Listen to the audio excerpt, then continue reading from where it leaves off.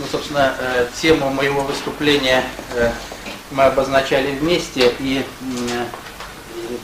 изначально она звучала так: о политическом курсе руководства России по выводу страны из политико-экономического кризиса. Значит, если кто-то помечает, я повторю: о политике руководства России по выводу страны из политико-экономического кризиса. Почему я взял на себя смелость занять ваше время и рассказать об этой проблематике? Несколько слов, когда я представлюсь просто, чтобы вы понимали, с каких позиций я буду вести этот разговор. В 89-90 год я работал секретарем Ленинградского горкома партии. У меня были две встречи прямых с Михаилом Сергеевичем Горбачевым. После бесед с ним я понял, что он недостаточно полно, так скажем, понимает проблему управления государством, а точнее сказать, просто многие вещи в принципе не понимает.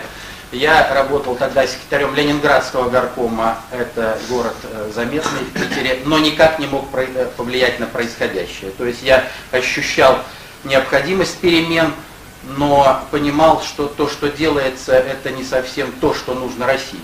И, собственно, именно поэтому в 90-м году я взял самоотвод на областной партийной конференции и с той поры профессионально занялся тем, чтобы понять, а как же тогда управляет государством, если не генеральный секретарь, не секретарь, скажем, вот, ведущего горкома на происходящее не влияет. Для этого так сложилась жизнь, мне удалось посетить многие ведущие страны мира, в том числе Восток, скажем, Япония, Индонезия, Индия, Венесуэла, это если говорить о уже другой части света. Изучил детально Библию, Коран и буддизм. Если не понимать, зачем это, то никогда не разберешься вот по-крупному в этих вопросах. И, собственно, на сегодня, после таких 15 лет предметного профессионального изучения этих вопросов, вот кое-что сформировалось для того, чтобы попробовать вам об этом сказать. Но вы понимаете, что 15 лет и 1,5 часа разные временные интервалы, поэтому я не могу вам о многих вещах говорить убедительно и аргументированно из-за недостатка времени. Но поверьте мне, что по каждой фразе, которую я буду говорить, я могу двухчасовую лекцию, так сказать, организовать, но она будет целевая, специальная. Вот это я почему говорю? Это я говорю это потому, чтобы вы поняли, с каких позиций будет даваться вам информация сегодняшняя. Я буду выступать с позиции концепции общественной безопасности, которая разработана и в 1992 году издана впервые в России. Издана, кстати, при прямой поддержке тогда первого заместителя председателя КГБ Филиппа Денисовича Бобкова 10-тысячным экземпляром. И с той поры она успешно замалчивается, но ее продвижение очень активно идет на сегодня в России. И в 53 точках у нас есть постоянные штаб-квартиры.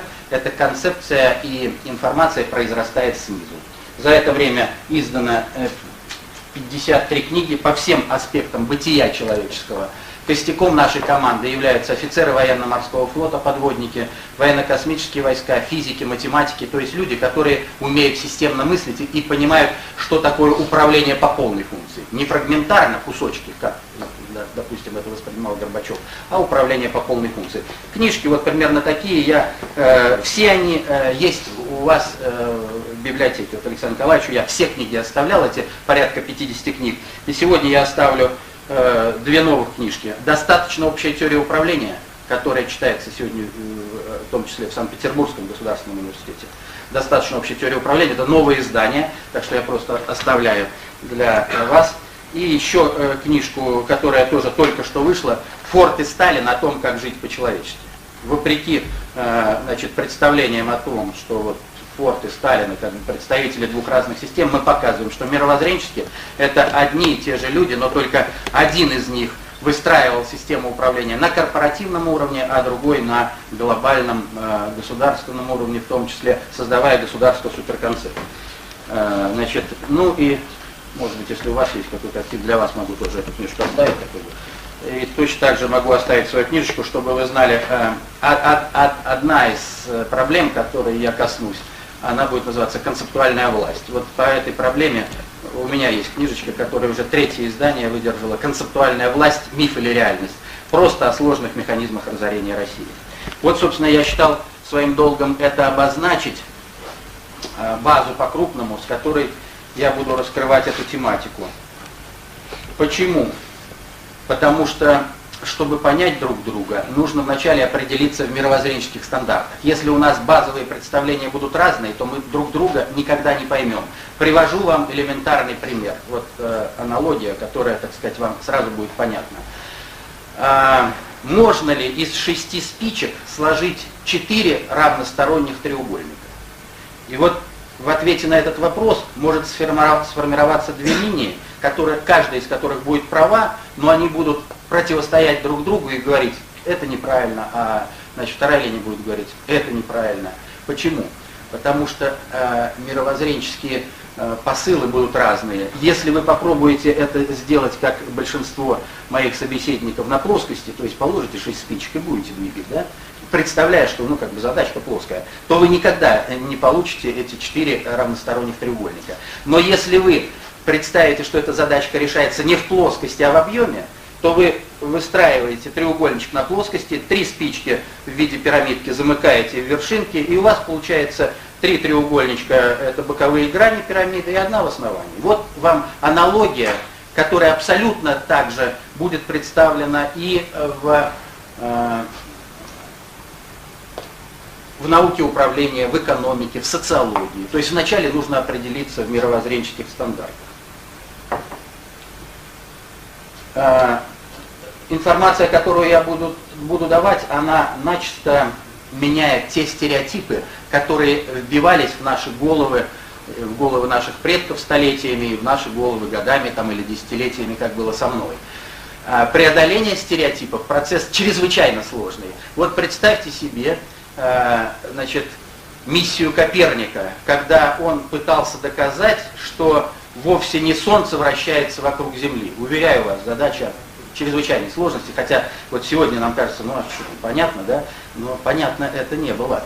И это стало понятно только тогда, когда появилась новая терминология. Любое прозрение человечества в той или иной сфере, оно связано всегда с новым терминологическим аппаратом. То есть появился такой термин «солнечная система», его не было когда-то. Появился такой термин «земной шар». Не было такого термина, когда считали, что Земля плоская, а весь спор шел по поводу того, держится ли она на китах или на слонах. Вот, поэтому я и считал необходимым такое предисловие сделать, чтобы вы понимали, сколь сложна моя задача подать вам информацию о принципах управления сегодняшнего дня, но с иных позиций, с иной мерой понимания. С этих позиций деятельность Путина предстает в принципиально ином свете. То есть, если не понимать нашу информацию, то кажется, что у нас что-то происходит, такая, так сказать, череда каких-то ошибок, и многие именно так и считают.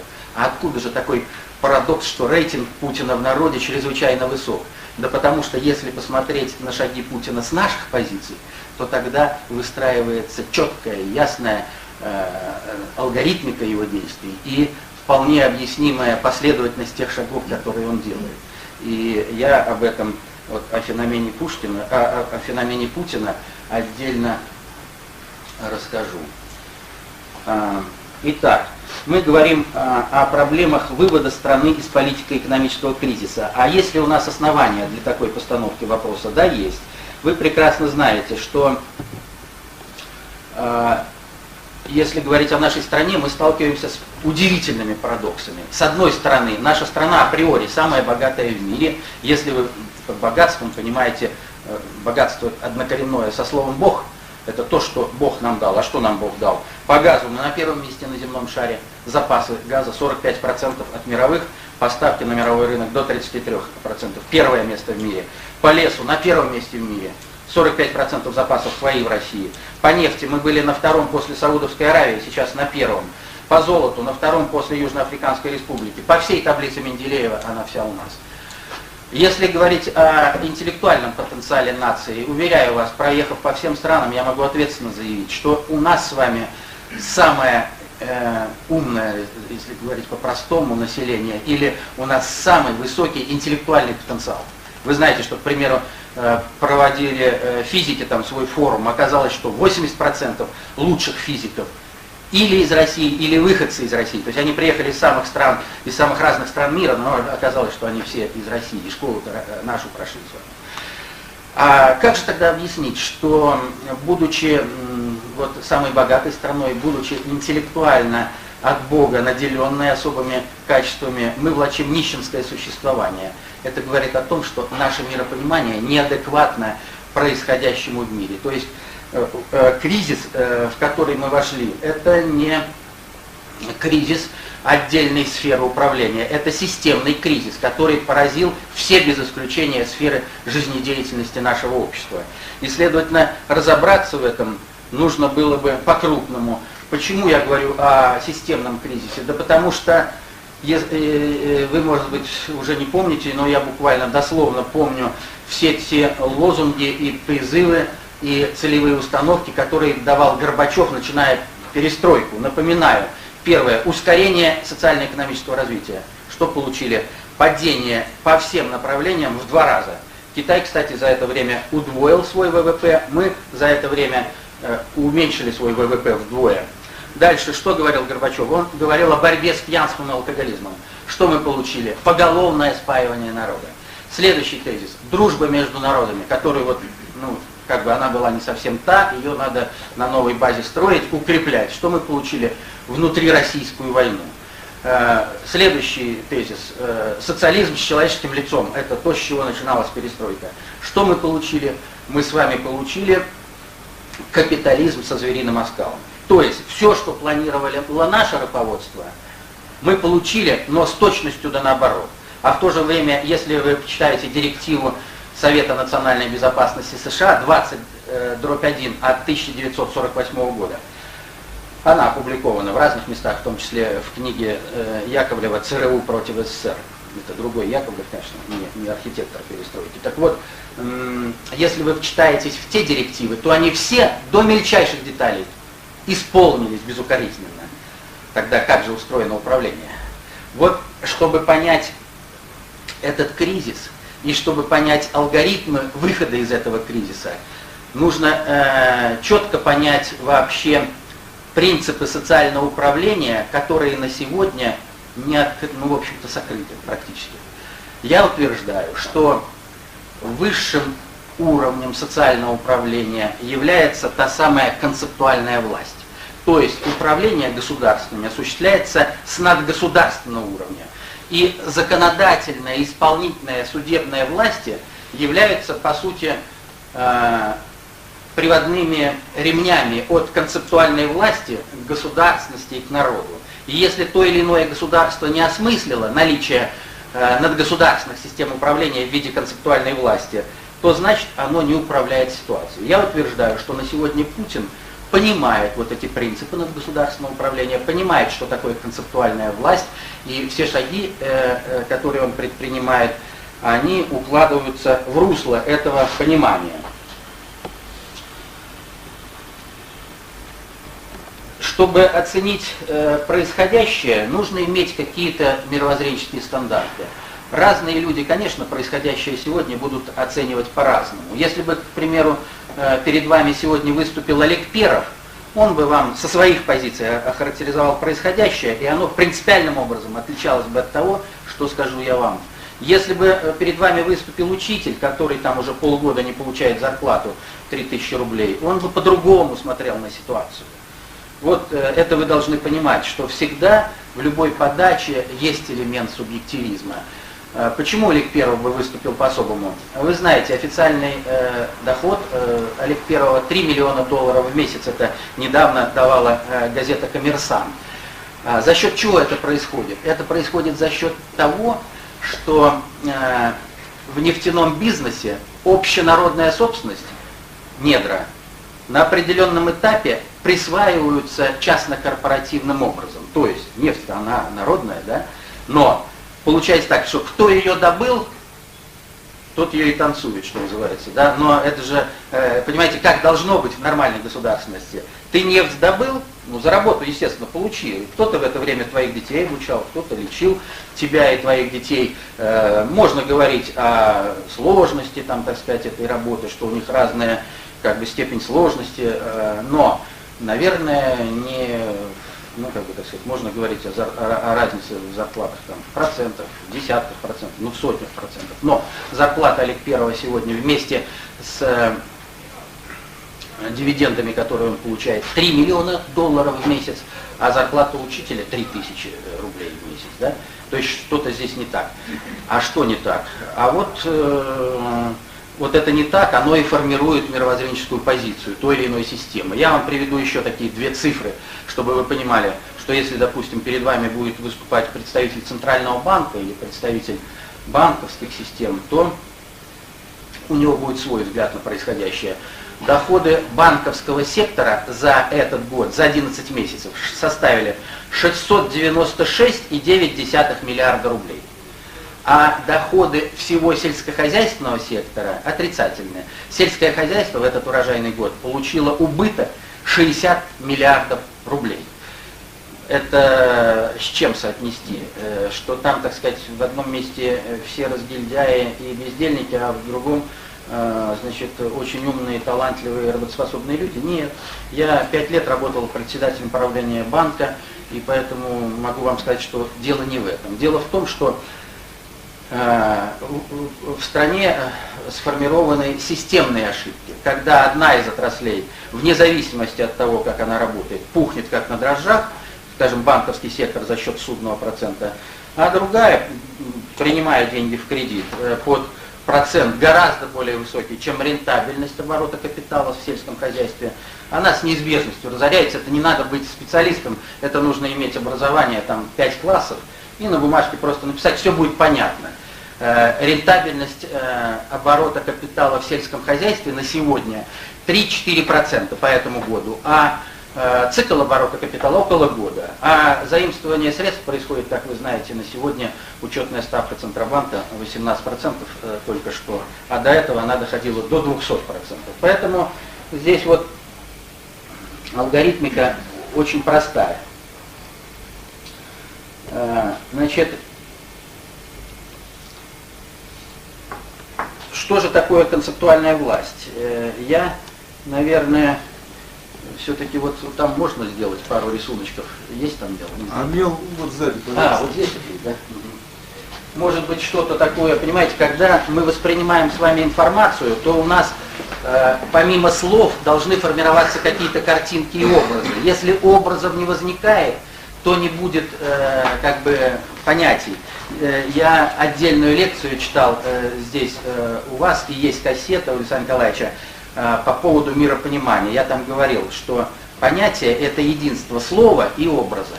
Поэтому вот мои слова, если они у вас не переводятся в какие-то картинки, в какие-то образы, то они так вот сюда влетели, сюда вылетели, и они ничего не оставят. Поэтому очень важно соображать. А соображать – это значит совмещать, пытаться те образы, которые стоят за моими словами, с теми образами, которые у вас есть в бессознательных уровнях психики.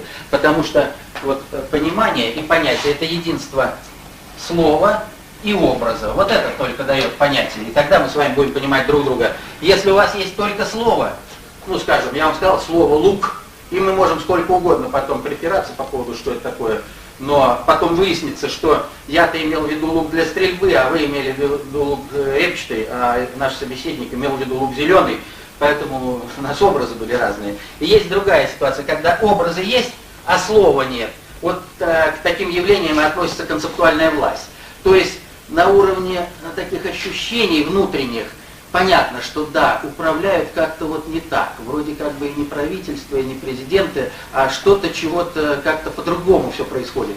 А слова нет. А кто что управляет? А мы вводим новый термин – концептуальная власть. И пока этот термин не наполнится лексикой и образами, ничего не получится. Так вот, если говорить о концептуальной власти, просто картиночку элементарную, я бы вам так изобразил, систему управления. Вот концептуальная власть,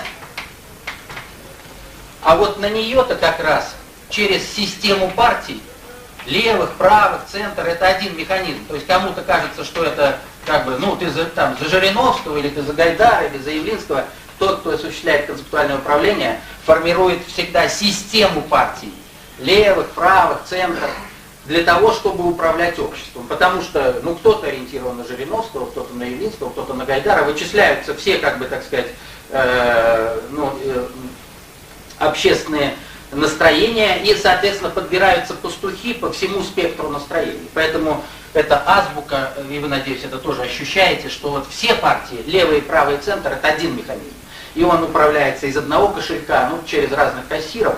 И эта борьба, там, так сказать, между ними, это для толпы, как говорится, развести. Ну, не нравится тот, иди к этому, так сказать. Хотя мы на сегодня говорим, что мы можем выстроить цепочку, замкнутую не на внешнюю концептуальную власть, а на нашу собственную, российскую, поскольку здесь нужно миропонимание.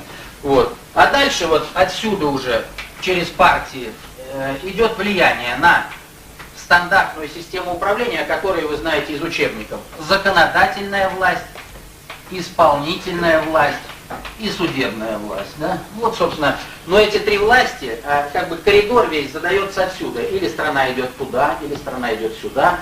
А вот как двигаться по этому коридору, чтобы из него не выскакивали, чтобы бежали там быстро или медленно и так далее. А тех, кто выскочил, значит, по рукам бы били с помощью судебной власти. Вот миссия этих трех ветвей власти, о которой нам говорят, что вот отсюда и происходит управление. Я утверждаю, что управление отсюда не происходит. И никакого отношения к благополучию народа эта система власти не имеет. Все происходит вот здесь.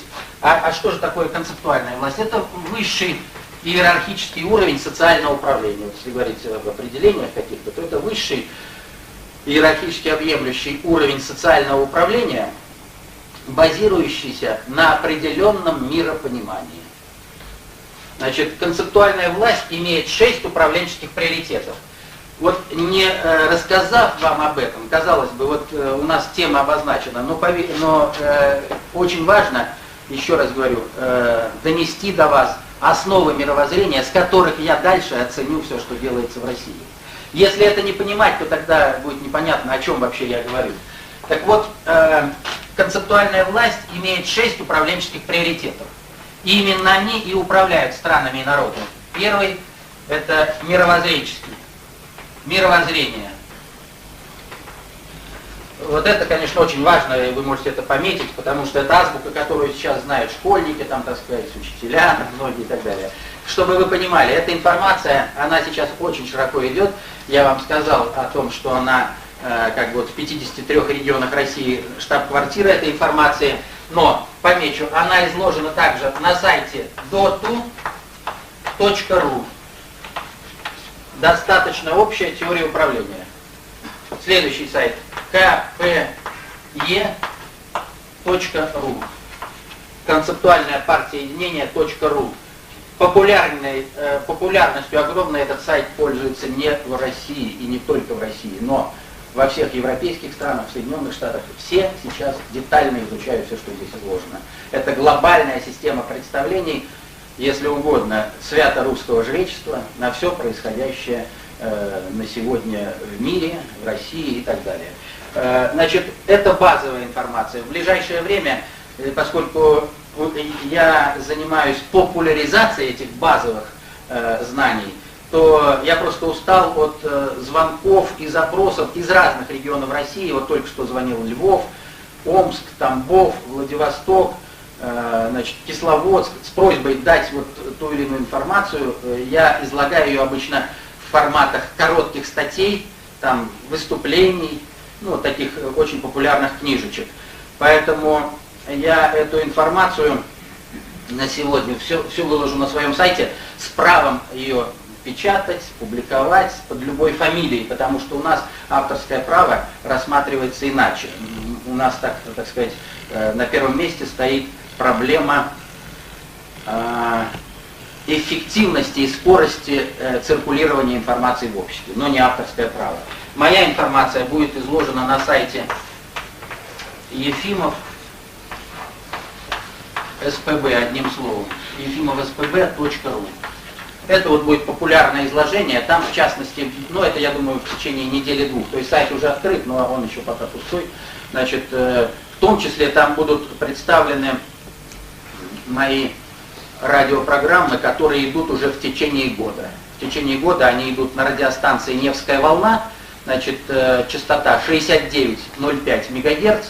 Если кто-то интересуется, следующая программа будет сегодня, кстати, в 18:30 на радиостанции «Невская волна» 69,05 МГц. Она будет называться «Сталин как русский человек грузинской национальности». Предыдущая программа, они идут через вторник, называлась «Кто есть мистер Путин?». Она будет вот изложена на этом сайте, и там вы можете ознакомиться. Еще раз говорю, я сегодня только могу обозначить вам эти темы. По каждой из них можно будет найти серьезную информацию. Вот, так, значит, первый приоритет мировоззренческий, второй исторический, хронологический. Третий приоритет идеологический. Четвертый приоритет экономический или мировые деньги. Мировые деньги. Так, лучше написать, потому что экономика отдельная тема. Значит, пятый приоритет по значимости. Вот второй, третий, четвертый, пятый, шестой. Пятый приоритет генное оружие. И шестой приоритет военное оружие. То есть в наших представлениях управление человечеством всегда осуществляется, по крайней мере, последние 3000 лет с помощью вот этих 6 управленческих приоритетов. Эта система управления сложилась сразу после того, как в 1325 году до нашей эры ушел в мир иной Эхнатон, фараон древнеегипетской иерархии Атона, и к управлению миром пришла иерархия Амона.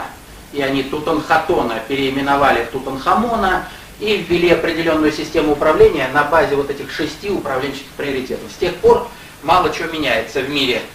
Значит, управление идет всегда по любым проблемам в одной и той же алгоритмике. Есть некая истина, которую знают только посвященные. И есть некая ложь. Для того, чтобы народ или толпа не вышла на эту как бы дилемму, как это или это, вот эта ложь разбивается всегда на 2 лжи. Ложь номер 1 и ложь номер 2. И, соответственно, вот сюда помещается народ. Я вынужден хоть немного повториться, я на предыдущих лекциях в вашем управлении давал эту информацию, она на кассетах есть. У вас есть 2 кассеты с моими выступлениями, но вынужден повториться для целостности изложения. Так вот, народ вот здесь. Значит, посвященная элита, 3000 лет назад узурпировавшая систему управления, она находится вот здесь. Все, что я говорю, не имеет ровным счетом никакого отношения к теории мировых заговоров, там, так сказать, каких-то мировых правительств. Вот это все придумано тоже, чтобы те люди, которые начинают понимать нечто, чтобы их вплести в другую обманку, в другую ложь, но не для того, чтобы дать истину. Мы говорим, управление осуществляется не с помощью мировых правительств, заговоров, а на уровне бесструктурного управления. То есть помимо структурного управления есть еще бесструктурное управление. Так вот, надгосударственное управление по системе концептуальной власти работает как бесструктурное, имеет вот эти 6 управленческих приоритетов. А теперь давайте посмотрим, как эти приоритеты работали во время перестройки. И тогда нам с вами будет понятно, а что нужно сделать в России и что делает Путин, чтобы ситуацию изменить. Оказывается, любыми странами и народами управляют. Первое оружие, вам понятно. Самое простое, военное. Но я утверждаю, что если та или иная страна начинает, значит, прибегать к военному оружию, значит, она не понимает ничего в управлении. Грубо говоря, у нее с мозгами что-то не то. Как только начинается стрельба, так заканчивается понимание и управление. Когда я с одним из ваших ответственных работников беседовал, он говорит, вы знаете, любопытно, но я для своих тоже привожу такие же примеры. Когда начинается стрельба, заканчивается контрразведка. Вот, то есть ситуация очень близкая. К примеру, Швейцария, она никогда не воевала. Но почему-то Гитлер, вдумайтесь, ломился на Волгу, а в 10 минутах езды на танке стояли швейцарские банки, пухнущие от золота, как на дрожжах, а туда Гитлера не тянуло. Значит, у них есть какие-то иные механизмы защиты. А какие же? А вот те самые, которые вот здесь, я вам сейчас обозначу. Вот как и осуществляется управление. Поэтому почему же сейчас многие из так называемых псевдопатриотов, там вот Ивашова послушайте, там, так сказать, к чему они призывают? Мобилизация, укрепление армии и так далее, и так далее.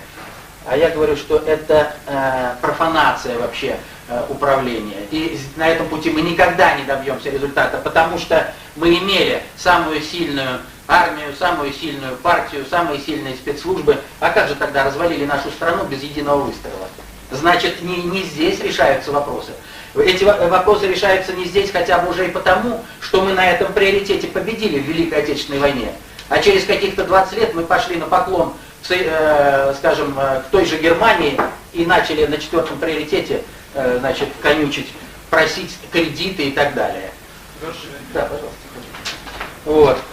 Значит, военное оружие, как вы догадываетесь, это вовсе не то, что определяет как бы благополучие и неблагополучие той или иной страны. Вот вам и позиция Путина. Вы сейчас пытаетесь сопоставить одно с другим. Почему, значит, псевдопатриоты говорят, да главное там сейчас армию, там провести мобилизацию, а Путин как-то так молчит по этим вопросам, да потому что он понимает, когда начинаешь стрелять, все, закончилась, как бы, так сказать, история государства и народа тоже.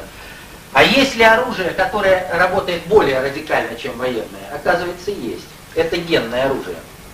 Страну можно поработить с помощью зеленой каски. Но в чем проблема военного оружия? Каски видны. Видно, кто стрелял. На место того, кого застрелили с нашей стороны, может встать другой, еще более как бы сильный. Так, значит, нужно искать другие методы. На уровне военной каски Россию уже несколько раз пробовали как бы повторить. Ничего не получается. Поэтому я утверждаю, что на 5-м экономическом приоритете генного оружия результаты достигаются гораздо более устойчивые. А что такое генное оружие? Это алкоголь, табак, наркотики. Для того, чтобы народ не распознавал это как генное оружие, это вброшено в наше сознание, как наши обычаи, традиции и привычки. Ну как, русский мужик без стакана, вы вдумайтесь, каждый день нам это вбивают в наши головы. Это и есть матричное управление, когда в обществе висит некая информационная матрица. И ребенок, прокатываемый через эту матрицу, к окончанию школы уже не мыслит себя без стакана вина. Он что, от рождения этого хотел? Нет. Это ему умышленно, целенаправленно навязано. С помощью фильмов, реклам, телевидения, газет, радио. Я ответственно заявляю, вы не найдете и в былые советские времена ни одного фильма, который бы не показывал сцен винопития. А что такое алкоголь? Вам никто никогда не расскажет, что такое алкоголь из врачей. И вот Чижик-Пыжик, где ты был? Выпил рюмку, выпил две, закружилось в голове. Зашумело в голове. А что зашумело-то? Я вам поясняю, что зашумело. Этой темой я занимался с нашим первым медицинским институтом с помощью электронных микроскопов. Значит, электронный микроскоп позволяет снять процессы, которые происходят в головном мозге. Поскольку вот зрачок, мы имеем там, так сказать, фрагмент мозга. И там все видно, вот эти процессы, которые происходят. Вначале, значит, пациент, что называется, трезвый, под микроскопом, а потом, после того, как он принял 100 граммов, там все становится понятным. Оказывается, что такое алкоголь? Вот наши кровеносные сосуды в головном мозге имеют очень узкие капилляры, соизмеримые с размером эритроцита. Эритроцит в нормальном состоянии имеет липидный слой, жировую смазочку. Когда алкоголь попадает в кровь, жировая смазочка нарушается, эритроциты начинают слипаться. Кровь течет не поштучно, эритроцитиками, а вот у посвященных, кто придумал эти схемы уничтожения генетики того или иного народа, это называется эффект виноградной грозди. То есть эритроциты текут в виде виноградной грозди. И вот здесь вот в узком сосудике они просто образуется тромбочка, застревает вот этот шарик. И кровь дальше не поступает. А вот здесь в конце нейрончик. Этот нейрончик прекращается кровоснабжение, прекращает поступать кислород, и нейрон физиологически погибает. Вот эта гибель нейрона, когда клетки атрофируются и погибают, и воспринимаются человеком в качестве безобидного состояния опьянения. В нашей системе, почему я вот белой завистью завидую тем, вот вам, молодым, кто сейчас входит в жизнь и способен понять и освоить эту информацию, у вас все изменится в вашей родовой генетике, в вашей жизни, если вы поймете вот эти примитивные элементарные вещи. Мне, к сожалению, эта информация была дана там в возрасте 40 лет, но после этого жизнь моего рода изменилась начисто. Я сейчас могу поверить во что угодно, но никогда не поверю, что в моей родовой генетике, близлежащей, там, сестры, братья, зятья и так далее, найдется человек, который в течение всей жизни сделает хотя бы один глоток пива или хотя бы один глоток шампанского. Заметили, что Путин впервые в истории России произносит тосты новогодние без фужера шампанского. Никогда не поймете принципы глобального управления, пока не обратите внимание на мелочи. Мелочи, запомните, не имеют решающего значения. Они решают все. И для тех, кто понимает мелочи, все становится понятным.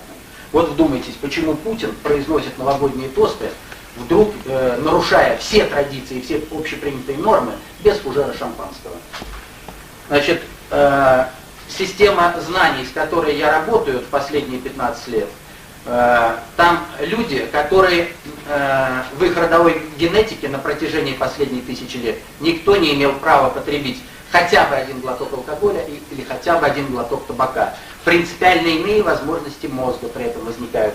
Для того, чтобы подорвать нашу генетику, которая априори самая мощная в мире, придумано вот это генное оружие. В моей книжке есть раздел специальный, 5, где расписано это детально и подробно. Алкоголь и табак как генное оружие. Табак работает точно так же. При попадании, вот если вы не курите, проверьте, курнули, да, ровно сколько времени понадобится, сколько кровь пойдет от легких до головного мозга, и как только эта отравленная ядосодержащая кровь попадет в головной мозг, так ровно в этот момент у вас начнется головокружение. Спазмируют сосуды и не пропускают эту ядосодержащую кровь, как бы, так сказать, в тонкие структуры головного мозга.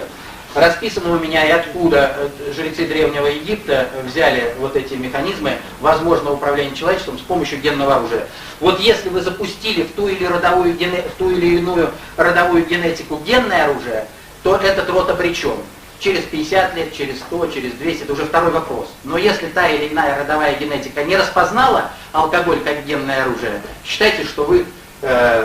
Тот, кто управляет нами, он эту задачку решил. Вот отсюда вам вспомните, как нас покоряли, я вам потом немножко обобщу, но вспомните, что было на этом приоритете. Это классическая глобальная схема спаивания. Запрет, потом спирт-рояль, и процесс пошел, как говорил архитектор перестройки. Для того, чтобы споить народ, первое, что делается всегда, это введение запрета. С запрета начинается спаивание.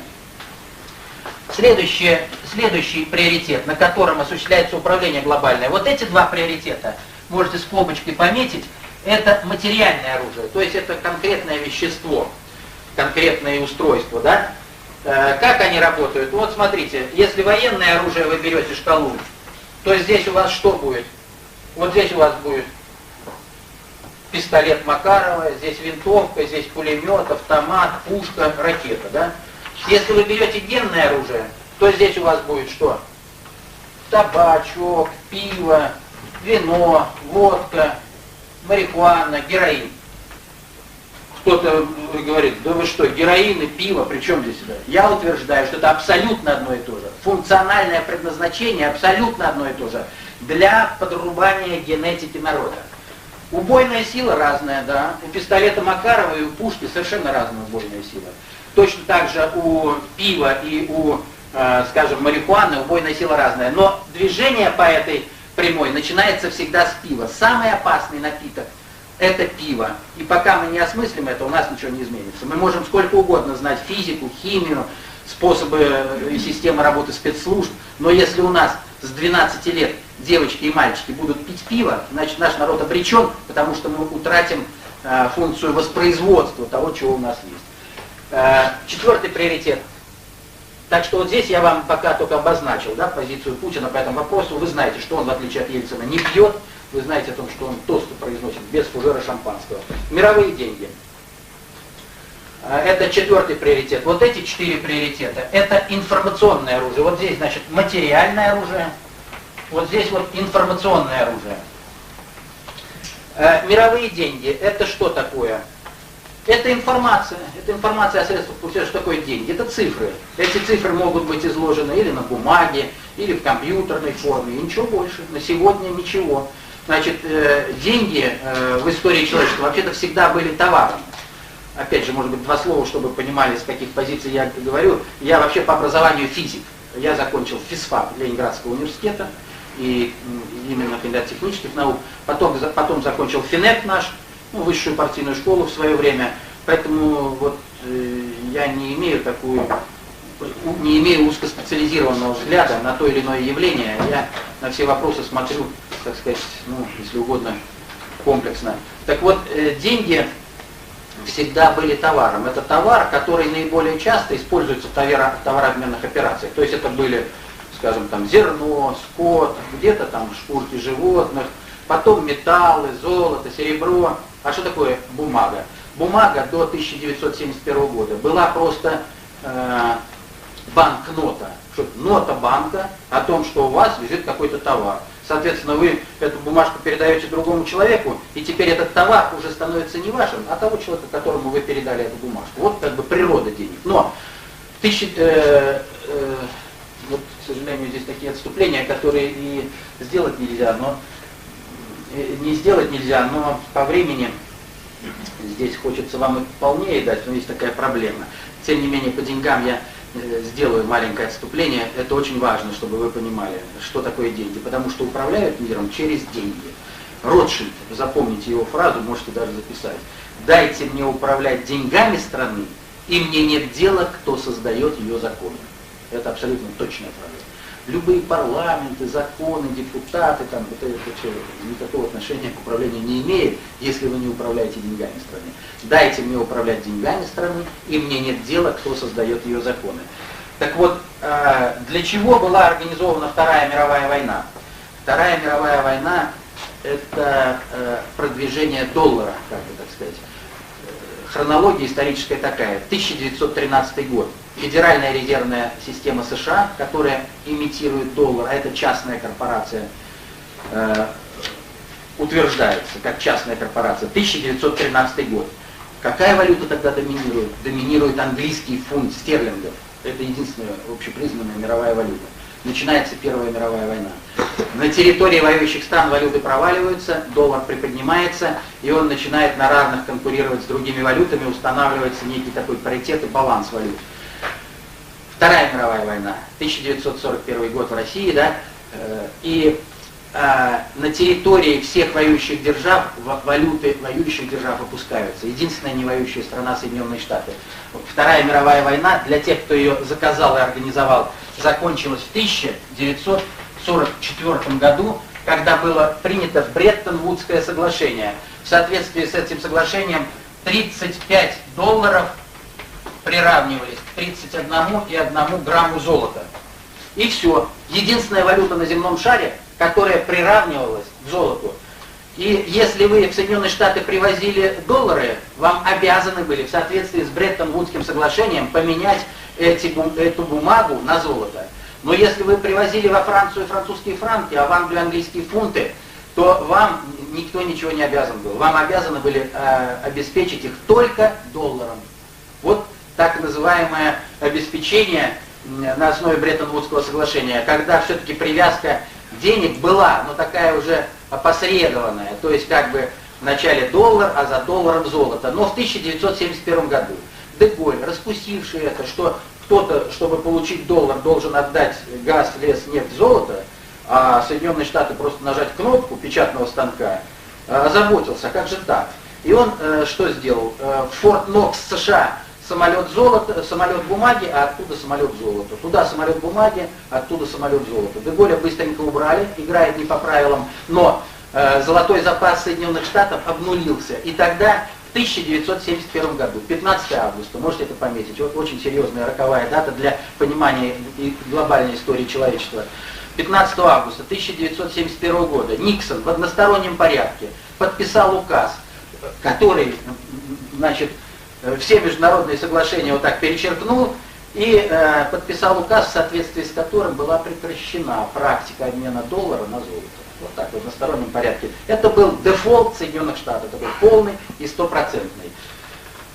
И вот с той поры деньги это бумага, которая ничем не обеспечена де юре даже. То есть юридически нет, ну как бы вот, что такое значит, килограмм, это понятно, да, вот что такое рубль, это непонятно. И известно соотношение между ними, но что такое доллар, сегодня вам не скажет ни один экономист, как, впрочем, ни один не скажет, почему это вдруг доллар равен 31 рублю. Вот, это как бы договоренности мафиозные, но не экономика. Курс рубля, как вы, наверное, понимаете, примерно в 4 раза недооценен. То есть, если вы с долларом попробуете у нас что-то купить, а потом попробуете купить что-то в Соединенных Штатах, то в Соединенных Штатах вы купите в 4-5 раз меньше вот эту потребительскую корзину, чем в России. Значит, у меня есть большой доклад в Кремле на особой деловой встрече международной. Я делал часовой доклад в Кремле. Он назывался «Истоки кризиса мировой кредитно-финансовой системы и методологии его преодоления». Поэтому это часовой доклад. Он есть, кстати, вот на этом сайте, он размещен. Ну и я выложу потом на свой сайт. Поэтому пока вот я обозначил некие такие опорные точки, не более того. Но вы должны четко понимать, как сегодня нами управляет, и должны понимать, почему Путин эти схемы, понимая, не оглашает сегодня. Если мы эти схемы огласим раньше времени, то просто начнется война. Нас на этом приоритете задушит. Поэтому, понимая что-то и делая что-то, это немножко разные как бы вещи. Вы понимаете, если мы обнажим это, то станет понятно, что мы-то богатая страна, а в Европе-то ничего нет своего. Посмотрите, как на сегодня управляют нами. Элементарно. Вот граница.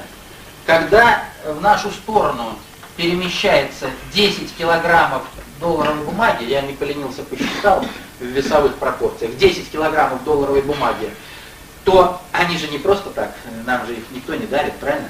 Навстречу этой долларовой бумаге вот сюда идет 100 килограммов золота. Пропорции такие, 10 килограммов, 100 долларов в купюрах, это 100 килограммов золота, а равно составы газа, нефти, леса и так далее. Вот, собственно, что такое на сегодня управление, элементарно. Значит, за время перестройки, а она, собственно, суть ее к этому и сводится, в Россию сгружена 1/3 долларовой массы. Тоже можете эти цифры запомнить. Сегодня долларовая масса распределена так. 1/3 в Соединенных Штатах, 1/3 на территории России и 1/3 на территории остального земного шара. Это что, случайно? Я утверждаю, что это не случайно. Это и есть схема реального глобального управления. Но как только мы обнажим эту схему и скажем, не, ребята, мы вам согласны, конечно, мы понимаем, что без нас вы просто завтра же остановитесь и невозможно будет существовать. Но покупайте у нас дальше, мы не будем останавливать Европу, но покупайте все это у нас за рубли. А у нас нет рублей. В чем проблема? Мы напечатаем. Вот вам и понимание, что такое экономика. Как только мы напечатаем собственные рубли, так рубль станет самой обеспеченной валютой на земном шаре. Почему сегодня востребован доллар?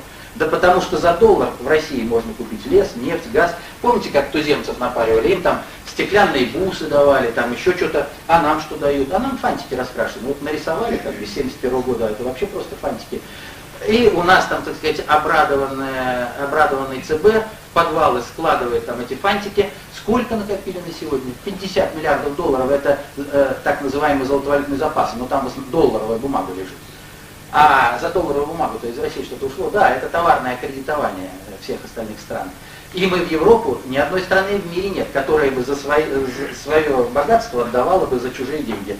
Япония в 1949 году издала, значит, у них вышел закон, который запрещает ржавый гвоздь вывести из Японии за любые другие деньги, кроме японской иены. Чем иена обеспечена? Да тем товаром, который в Японии изготавливается. Чем должен быть обеспечен наш рубль?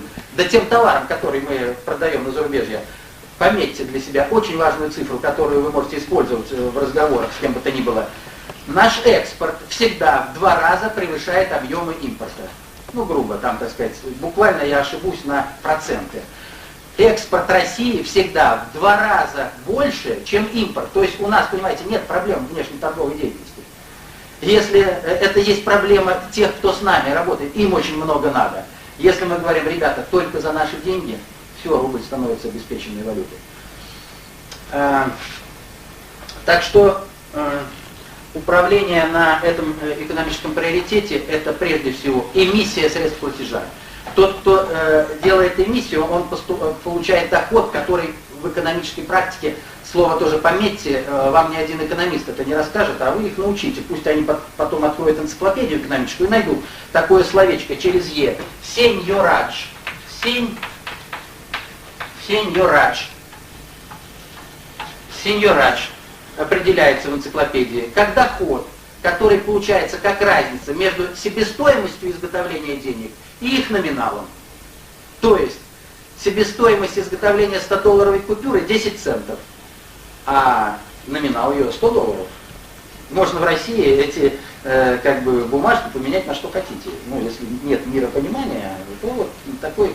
Так вот, те, кто получают сеньорадж и ведут самый крутой бизнес на земном шаре. Все эти наркотики, оружие, прочее, это вообще рядом не лежало с этим бизнесом. С бизнесом, который ведется через эмиссию средств платежа. Кто-то за эту бумажку бьется, а кто-то ее напечатал и, так сказать, он уже стал богатым. Ничего мы с вами не поймем в управлении, если не обратим внимание на то, что как только Владимир Владимирович Путин пришел к управлению, первое, о чем он заявил, и этим были заполнены все газеты, у меня копии все есть, поверьте мне на слово, чем они были заполнены? Путин поставил вопрос о национализации ЦБ. Так во всех газетах и было написано. Национализация ЦБ и прочее, прочее. Да, ЦБ это не государственная структура. Ну она государственная, законом определена, но де юре даже она не входит в систему государственного управления. Дело в том, что правительство наше вот эти печатные знаки заимствует на одинаковых условиях. В МВФ, в Международном банке или у бывшего Геращенко, у нынешнего Игнатьева в Центральном банке. Точно так же. Без разницы, куда обратиться. Под процент получают деньги. А что такое процент? Процент — это и есть система глобального управления человечеством. Я утверждаю, что управление осуществляется вовсе не в тех сферах, о которых нам все время говорят со страниц газет, в теле- и радиопрограммах. Нет. Управление любой из стран на 4-м приоритете глобальной концептуальной власти осуществляется с помощью ссудного процента. Посмотрите на ссудный процент, который внедрен в эту государственность, и вам станет все понятно. За время перестройки ссудный процент России прошел путь от 20 до 210% годовых.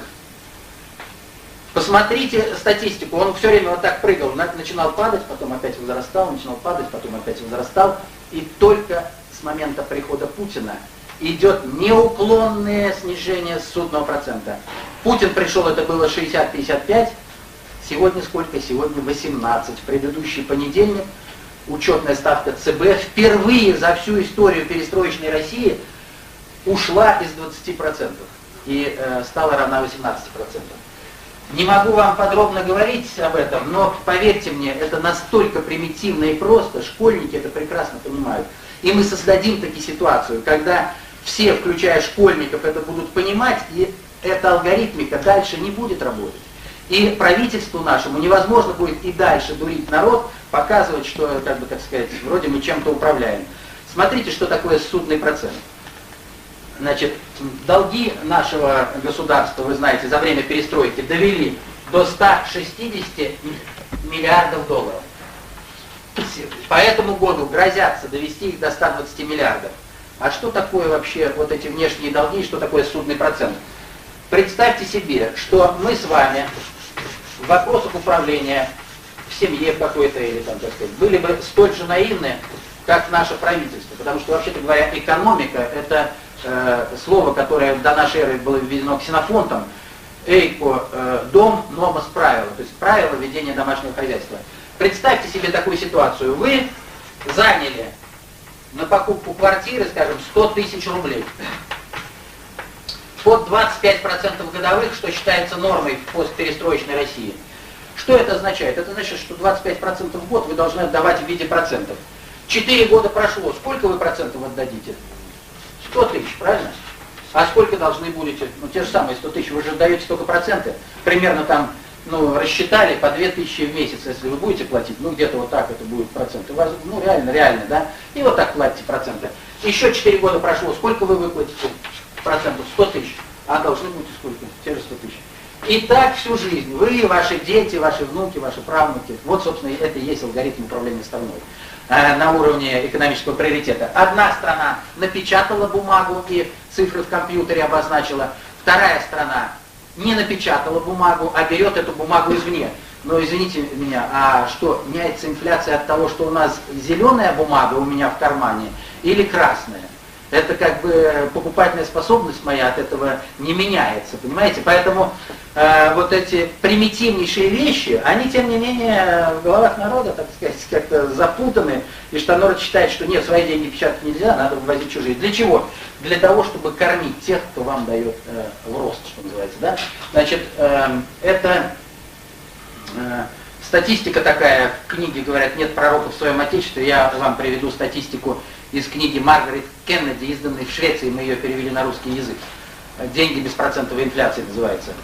Ежедневно развитые страны в виде долгов, там, пособий и прочего дают развивающимся 100 миллионов долларов, а назад получают 200 миллионов долларов. Вот, собственно, и весь секрет их процветания. По ростовщичеству.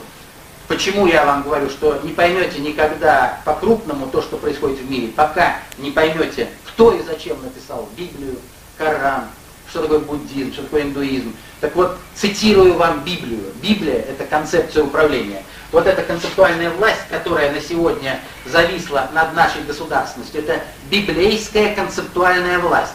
А Библия – это концепция, изложенная в лексических формах. А что написано в Библии? Читаю вам дословно книгу Второзакония. «И будешь давать взаймы многим народам, а сам не будешь брать взаймы. И будешь господствовать над многими народами, а они над тобой господствовать не будут». Вот и все. Все примитивно и просто. Один, значит, дает деньги под процент, другой берет. А почему Коран на сегодня так пошляется и опорочивается? Да потому что если вы возьмете Коран, возьмете суру 2, самую длинную, называется «Корова», и возьмете аят 275, можете пометить, значит, Коран сейчас можно купить. И это книга, которую, ну, если которую не понимать, то тогда это не понимать, как устроен земной шар. Значит, цитирую вам дословно. Значит, по Корану вот давать деньги под процент – это лихва. Те, которые берут лихву, восстанут в судный день, как восстанет тот, кого шайтан своим прикосновением обратил в безумца. Это им за то, что они говорили, торговля тоже, что и лихва. Но торговлю Аллах дозволил, а лихву запретил. Если кому-либо из ростовщиков придет увещевание от Аллаха, и он поступит согласно этому увещеванию, то ему простятся его прежние грехи. Вот вам, что такое управление на этом уровне. Что делает Путин на этом приоритете? К чему сводится курс президентский? Первое, еще раз я вам сказал, национализировать ЦБ и сделать вот этот сеньорадж, доход от печатания денег, достоянием всего народа, а не корпоративной структуры, которой является ЦБ. ЦБ де юре – это частно-корпоративная собственность, потому что именно Совет директоров Центрального банка решает все вопросы по прибыли. Значит, в течение месяца у меня выйдет книжка, которая будет называться «Экономическая азбука» для школьников, студентов, для домохозяек, для министров экономики и финансов. Вот там все эти вопросы будут раскрыты таким очень простым, примитивным языком. Так вот, сеньорадж, доход этой миссии, должен быть общенародной собственностью, но не частно-корпоративной, как это у нас.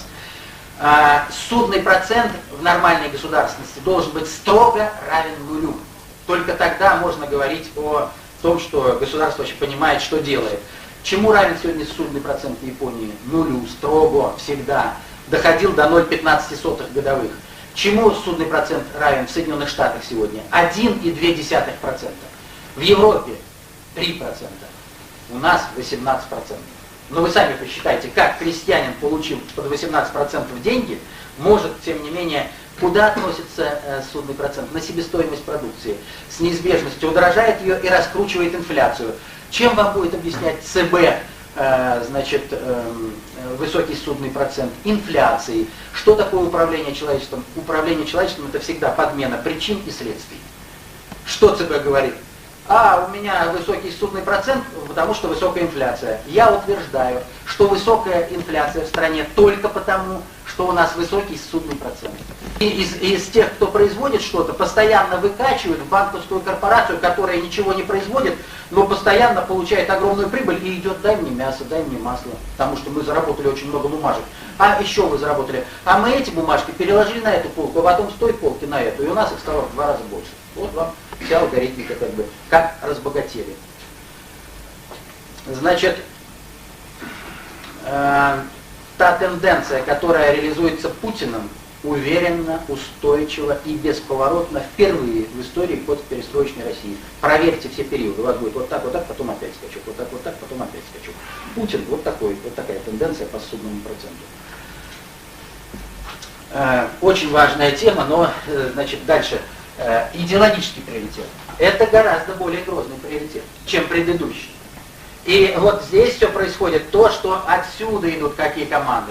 Вот эти все Библии, Коран, то, что я вам процитировал, значит, религии, телевидение, это все идеологический приоритет. И управление этими приоритетами идет отсюда. Говорят, что там Путин закон по телевидению не примет. Извините, это надгосударственное управление. И этот приоритет стоит над президентами, а не президенты стоят над телевидением. Отсюда и происходит управление. Как вообще формируется, вот это вам, как работникам этой отрасли, очень четко нужно понимать, как построено реальное глобальное управление. Что такое терроризм? Я утверждаю, и одна из моих радиопрограмм называется «Телевидение как колдун и информационный спонсор терроризма». Почему я так утверждаю? Одна из моих радиопрограмм так и названа, она будет выложена на сайте. Вот помните там взрыв в подземке в Москве, к примеру, да? Вы что думаете, те, кто затевал этот взрыв, они хотели там вот тех там 5-10 человек убить в подземке? Нет, они рассчитывали на то, что после этого все это будет показано на телевидении, что это увидят миллионы, а может быть и миллиарды телезрителей, и это произведет определенный эффект на общество. И это и есть глобальное управленческое воздействие на общество. Если с завтрашнего дня у журналистов хватило бы силы воли, ума, там, так сказать, чего угодно, выйти из-под этого глобального управления и сказать: нет, больше на телевидении мы акты террора показывать не будем. А кому они тогда нужны? Ну какой смысл там, так сказать, погибли 5 человек, об этом никто не узнал, никто не услышал. Это что, замалчивание? Нет, это не замалчивание. Это глобальное понимание управленческих схем. Я вам привожу цитаты из выступления, авторитетного, я надеюсь, в ваших кругах того же Бабкова Филиппа Денисовича, который, я цитирую там близко к тексту, это из газеты, где с его портретом, не помню в какой газете было интервью, но правда уже года 2 назад. Он говорит: да, как управляют с помощью картинок, мы это понимали в свое время. И когда мы на телевидении показали акт самосожжения, произошедший в Прибалтике у Вечного огня, то это начало тиражироваться по всей стране. И остановилось только тогда, когда мы прекратили информацию по этому поводу. Как только мы показали, как 2 молодых людей во время свадьбы бросились с балкона и погибли, эти ситуации начали повторяться.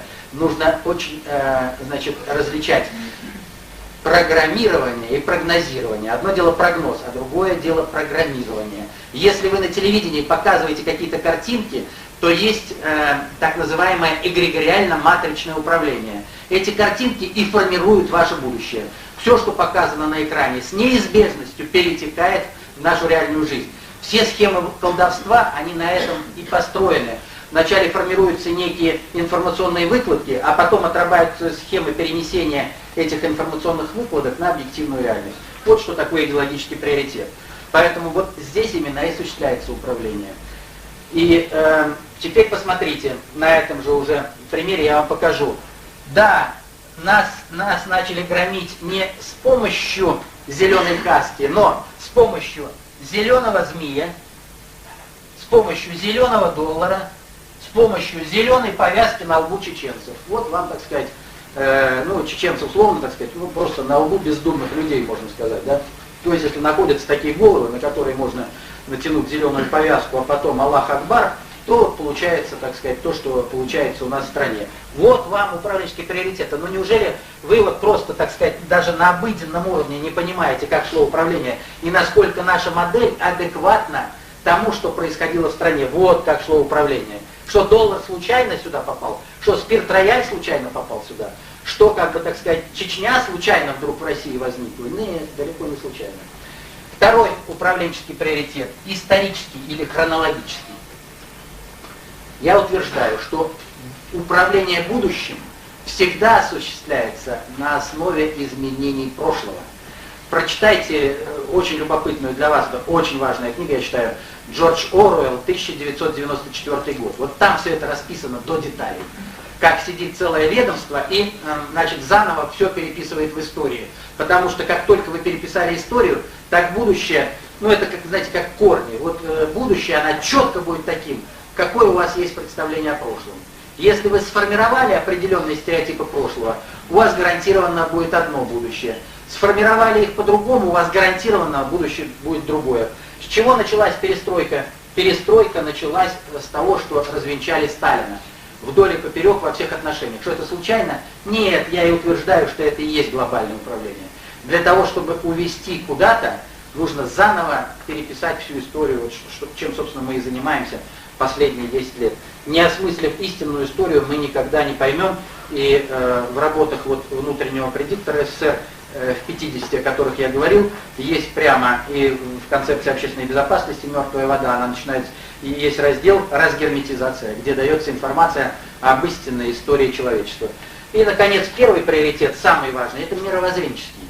Что такое мировоззренческий приоритет? Мировоззренческий приоритет – это вот мировоззрение народа, то есть представление о мире в картинках, в образах.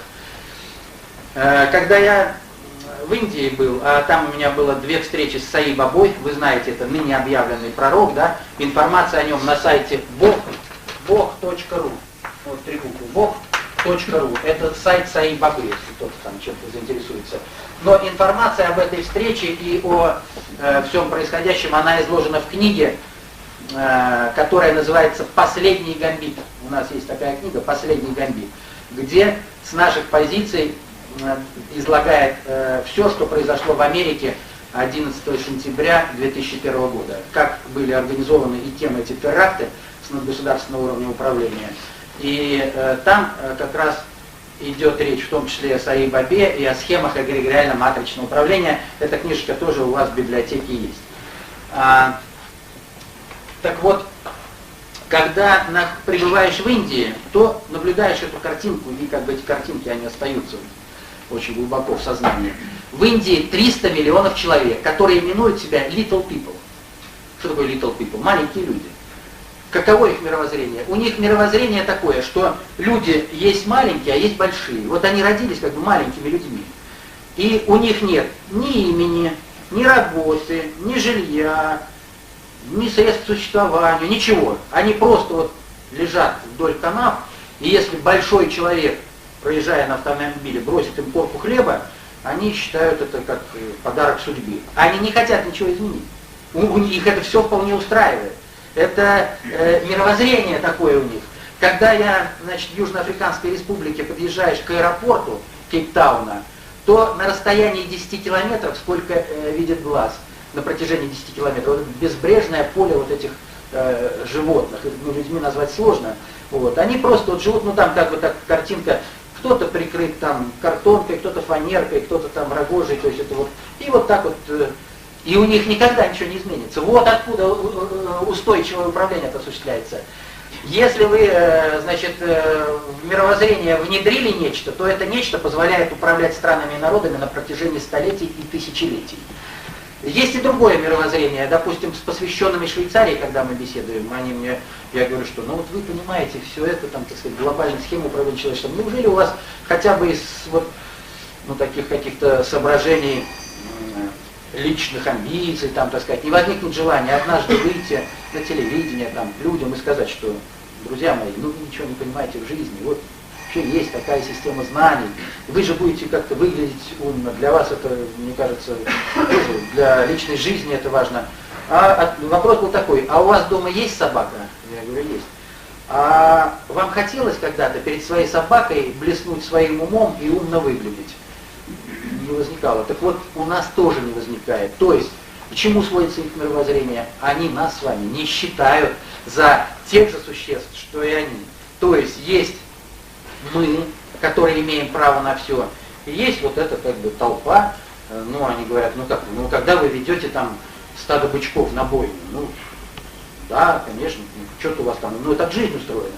Когда мы ведем на бойню там во Второй мировой войне 20 миллионов человек, ну, да, конечно, тут как-то вот, но так устроена жизнь, иначе нельзя. Это наша алгоритмика, наше миропонимание. Вот. Это второе мировоззрение. Что касается русской цивилизации и той системы знания, о которой я говорю, то у нас понимание другое, что люди от Бога рождены равными друг другу. И только, как бы так сказать, придумки земные выстраивают некие иерархии. И вот нам не надо выстраивать что-то, чтобы вот мы кого-то кинули, нет. Мы просто хотели бы выстроить отношения между странами, народами, между людьми, просто равного достоинства, там, так сказать, и все, нам ничего не надо. И нам, так сказать, всего хватит, если это будет. Вот что такое мировоззренческий приоритет. Если нам с вами внедрят, что русский Ванька всегда со стаканом водки, что он там лентяй, там, так сказать, он такой-сякой, он ничего не умеет, и мы с вами в это поверим, мы обречены, потому что это идет управление на уровне мировоззрения. Нам хотят мировоззренческие стандарты привнести новые. Вот в чем проблема. Поэтому то, что на сегодня делает Путин, невозможно в принципе понять, если не понимать вот это все. Если не понимать, что управление странами и народами осуществляется именно по этой схеме, а не с помощью там, умных правителей, там, не с помощью значит, сильной армии, не с помощью там, законодательной власти какой-то. Нет, нужно понимать глобальную схему управления человечеством и избегать вот этих обманов. Вот эту обманку классическую я вам, значит, проиллюстрирую после того, как уже рассказал по приоритетам, на каком уровне. Вот вам истина, скажем, мы ищем истину, к примеру, в схемах нашей проблематики, да, как мы говорили, курс России, курс руководства России по выводу страны из кризиса. Есть какая-то истина, но есть ложь. И эта ложь для нас всегда разбивается на две лжи, и нас с вами качают. Ну, собственно, если вы хотите богато жить, то вы определитесь, или социализм, или капитализм. И нас будут с вами качать вот между этими двумя понятиями. Я утверждаю, что ни то, ни другое понятие к благоденствию народа не имеет никакого отношения. Можно прекрасно жить при частной собственности, можно прекрасно жить при общественной собственности. И тому примеры, скажем, Швейцария с частной собственностью, и Индия с частной собственностью. Частная собственность одинаковая, но 300 миллионов животных вместо людей. Вот, поэтому не в этом счастье. Счастье в другом. В том, кто печатает деньги, под какой процент они выдаются, кто владеет рентой на природные ресурсы, кто обеспечивает устойчивость тарифов, а кто их раскачивает. Если в той или иной стране мира тарифы начинают прыгать, то это дезорганизует все народное хозяйство. Единственный инструмент развала нашего народного хозяйства – это изменение тарифов. Как только вы тарифы приподняли, так пошло по цепочке, как бы, так сказать, цены на все меняются. И поехали. И тот же Чубайс после этого покупает алюминиевые провода уже в 2 раза дороже. Это какой смысл раскачивать лодку-то? Тарифы должны быть жестко фиксированы. В Соединенных Штатах есть закон, который запрещает вообще пересмотр тарифов. Это только с разрешения Конгресса делается. Вот. Поэтому есть некие базовые вот такие 3-4 момента, которые я вам назвал, которых умалчивают. А потом вам будут говорить, план или рынок. Вот вы определитесь. Или план, или рынок. Это раскачивание маятника непонимания человечества от одной дури к другой. Почему? Потому что план – это структурные методы управления. А рынок – это бесструктурные методы управления. Они никогда не противостоят друг другу. Они могут давать эффект, только взаимодополняя друг друга. Какая-то маленькая иллюстрация. Вам нужно обеспечить доставку товаров из Питера в Псков. Структура – это что такое? Дороги, машины. Значит, машины даже можно компьютеризировать, водителей убрать, и они точно по плану будут у вас поворачивать здесь на 10 градусов, там на 20, и будут грузы доставляться чисто плановыми методами. Что такое рыночные методы? Ни дорог, ни структур, ничего. Вот хотите и возите. Один повез вдоль берез, второй вдоль елок, тот на тракторе, этот на телеге, там, так сказать. Это чистый рынок. А как эффект достигается? А эффект достигается сочетанием этих методов. Есть некая структура, которая дорогу делает, обеспечивает, но есть и водитель, которому никто не указ. Он действует абсолютно сам. Хочет газу добавит, хочет там сбавит, хочет там перед этой ямой затормозил, а второй летит прямо. Они сами себе хозяева. То есть вот вам сочетание плана и рынка. Нас с вами всегда будут дурить, что у нас было плохо, потому что у нас был план, а теперь у нас плохо, потому что у нас рынок. И целые глобальные школы экономистов, плановиков и рыночников будут действовать. Но по экономике вы здесь сами дальше, вот эти альтернативы дальше, железный занавес, там, открытость, это тоже не то, не то. А теперь я вам в мировоззренческом плане еще один пример приведу, как вот эта схема работает. Истина, о которой я вам скажу вскользь, но у меня вот здесь есть некоторые статьи, я оставлю вам. Вот эта статья, она у меня называется, это я готовил для газеты «Известия», там были шоки, как, откуда такая информация. Она называется, но потом, когда, видимо, кто-то из посвященных почитал, ее тормознули в публикации. Прозрение, она называется «От многоликого атеизма к единству разума и веры». Просто оставлю вам, вот вы потом можете как-то там посмотреть. Но обозначу эту проблематику, потому что если вы не поймете проблему Бога, то тогда вы ничего не поймете. И в жизни у вас очень многое не сложится. Значит, я буду говорить об этой проблеме как физик, именно вот с таких, потому что 15 лет назад, когда со мной начали работать вот системы свято-русского жречества, первый вопрос, который мне был задан: как вы относитесь к Богу? Ничего, кроме внутренней улыбки, у меня этот вопрос не вызвал. Так вот, на сегодня я вам скажу, что я человек глубоко и искренне верящий Богу. Но я никогда близко не подойду ни к одной церкви, потому что апофеоз безбожия — это церкви. Для чего придуманы церкви? Для того, чтобы люди не вышли на понимание вот системы мироздания и на понимание Бога. Я утверждаю, что истина состоит в том, что есть Бог, как надмирная реальность, единый для всех живущих на земле. Вселенная устроена так. Есть минеральная жизнь, растительная, животное, человек. Но человек — это не венец мироздания в этой интеллектуальной лестнице. Над нами есть нечто, но это нечто нами непознаваемо, как непознаваемо с уровня растения животный мир. Так вот, это нечто едино для всех живущих на земле, в этом и состоит истина. Ложь состоит в том, что нет Бога единого для всех живущих на земле. Эта ложь разбивается на две лжи. Первая ложь, можете это пометить для себя, это очень важно, это материалистический атеизм. Материалистический атеизм. Первая ложь. Что это такое? Нет ни Бога, ни посланников Божьих. Вот мир, он чисто материален. Поел, поспал, там, так сказать, и все, на этом жизнь закончилась. Нет души человеческой. Мы утверждаем, что это ложь и обман. Целенаправленно внедренный в наше общество вместе с марксизмом с 17-го года начиная. Весь марксизм — это разработка против нашей государственности. Отдельная моя радиопрограмма посвящена целевым образом марксизму. Значит, ложь номер 2 – это идеалистический атеизм. Идеалистический атеизм. Идеалистический атеизм – это атеизм всех, без исключения, церковных иерархий. Для чего существуют церкви? Как только человек интуитивно, неосмысленно начинает искать вот эту связь, которая как бы нам вообще дано каждому от рождения, выйти на вот эту связь с высшим разумом, но блокируется с помощью алкоголя. Я не буду говорить о методиках, но схема блокирования вот этой связи, она идет через алкоголь. Если вы потребили алкоголь, то первые признаки вот этого ощущения контактов с высшим разумом у вас появится не ранее, чем через 3 года. На 3 года у вас блокируется возможность тонких структур головного мозга получать информацию извне с помощью торсионных полей. На сегодня это чисто физическое понятие, вы знаете, торсионное поле. Есть магнитное поле, есть гравитационное, есть ядерные поля. Но в 90-х годах физики поняли, что есть, оказывается, еще торсионное поле или поле сознания Вселенной. Выключатель выключили, лампочка не светится. Включили, что-то из нее потекло. Стоишь, не думаешь, голова не светится. Начал думать, голова начала светиться. В каком излучении? В торсионном излучении. Все наши мысли столь же материальны, как, ну не столь же, а в других полях, но как электромагнитные волны, скажем, световые. Просто это идет как бы другие полевые характеристики. Так вот, наши мысли могут взаимодействовать с этой глобальной вселенской информационной матрицей. Чтобы мы на это дело не вышли, нам говорят: к Богу хочешь, Ко мне иди, бабки давай, я тебе все организую. Церковь это брокеры, которые на идее Бога делают деньги. Любых вероисповеданий. А для чего это? А это разделяй и властвуй.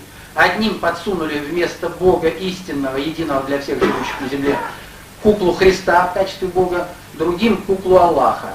Аллах, вы знаете, в переводе на русский язык Бог вообще-то, но чтобы люди не поняли, что Бог един, да, в переводе оставлено в Коране как бы слово Аллах. Но Аллах это арабское слово. Это все равно, что в нашем слове оставить слово table, когда в русском языке есть аналог слова стол. А вот слово Аллах почему-то не переводится, оно переводилось только в первых переводах. А поэтому Пушкин сказал, что переводчики это подставные лошади просвещения. Через переводчиков скрываются глобальные истины.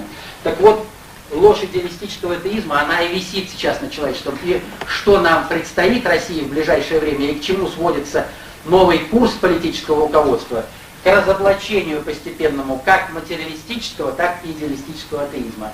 И Россия пойдет путем к богодержавию. По богословию у нас есть 4 работы. Одна из них называется «Вопросы митрополиту Санкт-Петербургскому, Ладожскому Иоанну и иерархам Русской Православной Церкви». Вторая работа «К богодержавию». Третья работа «Диалектика и атеизм. Две сути несовместны». Мы показываем, что диалектичность жизни невозможна, если человек не осмыслил вот алгоритмику взаимодействия с высшим разумом. Ну, Бог, слова разные можно применять, важно понимать само явление. Вот, собственно, вот эта картинка, она и должна, в общем-то, формировать понимание глобальное. Вот тема Бога – это 3-й управленческий приоритет. И если для народа заблокировано это понимание, то сложно говорить о реальном управлении. Итак, непосредственно о проблемах сегодняшнего дня. Мы знаем, что у нас в стране вообще действует такая, она оглашена публично, концепция национальной безопасности. Вот в терминологии очень многое скрывается. Как только вы услышите термин «концепция национальной безопасности» применительно к России, так знайте, что это глобальная разработка против России, вне зависимости от того, сделана ли она, ну как бы так сказать, через проплату или в обход сознания. Я не утверждаю, что это сидят какие-то там люди, которые нас стараются обмануть, одурачить. Нет. Я говорю о том, что в большинстве своих людьми управляют в обход сознания. То есть каждый в меру понимания работает на себя, а в меру непонимания на того, кто понимает больше. Так вот, концепция национальной безопасности применительно к России – это абсурд, потому что Россия многонациональная страна. Вдумайтесь, о какой нации вообще идет речь? Как это концепция национальной безопасности России? Я понимаю, концепция национальной безопасности Франции. Ну там все французы, просто по определению, да, или в Соединенных Штатах, все американцы. А у нас-то русские, татары, евреи. А скажите, о ком вы говорите-то?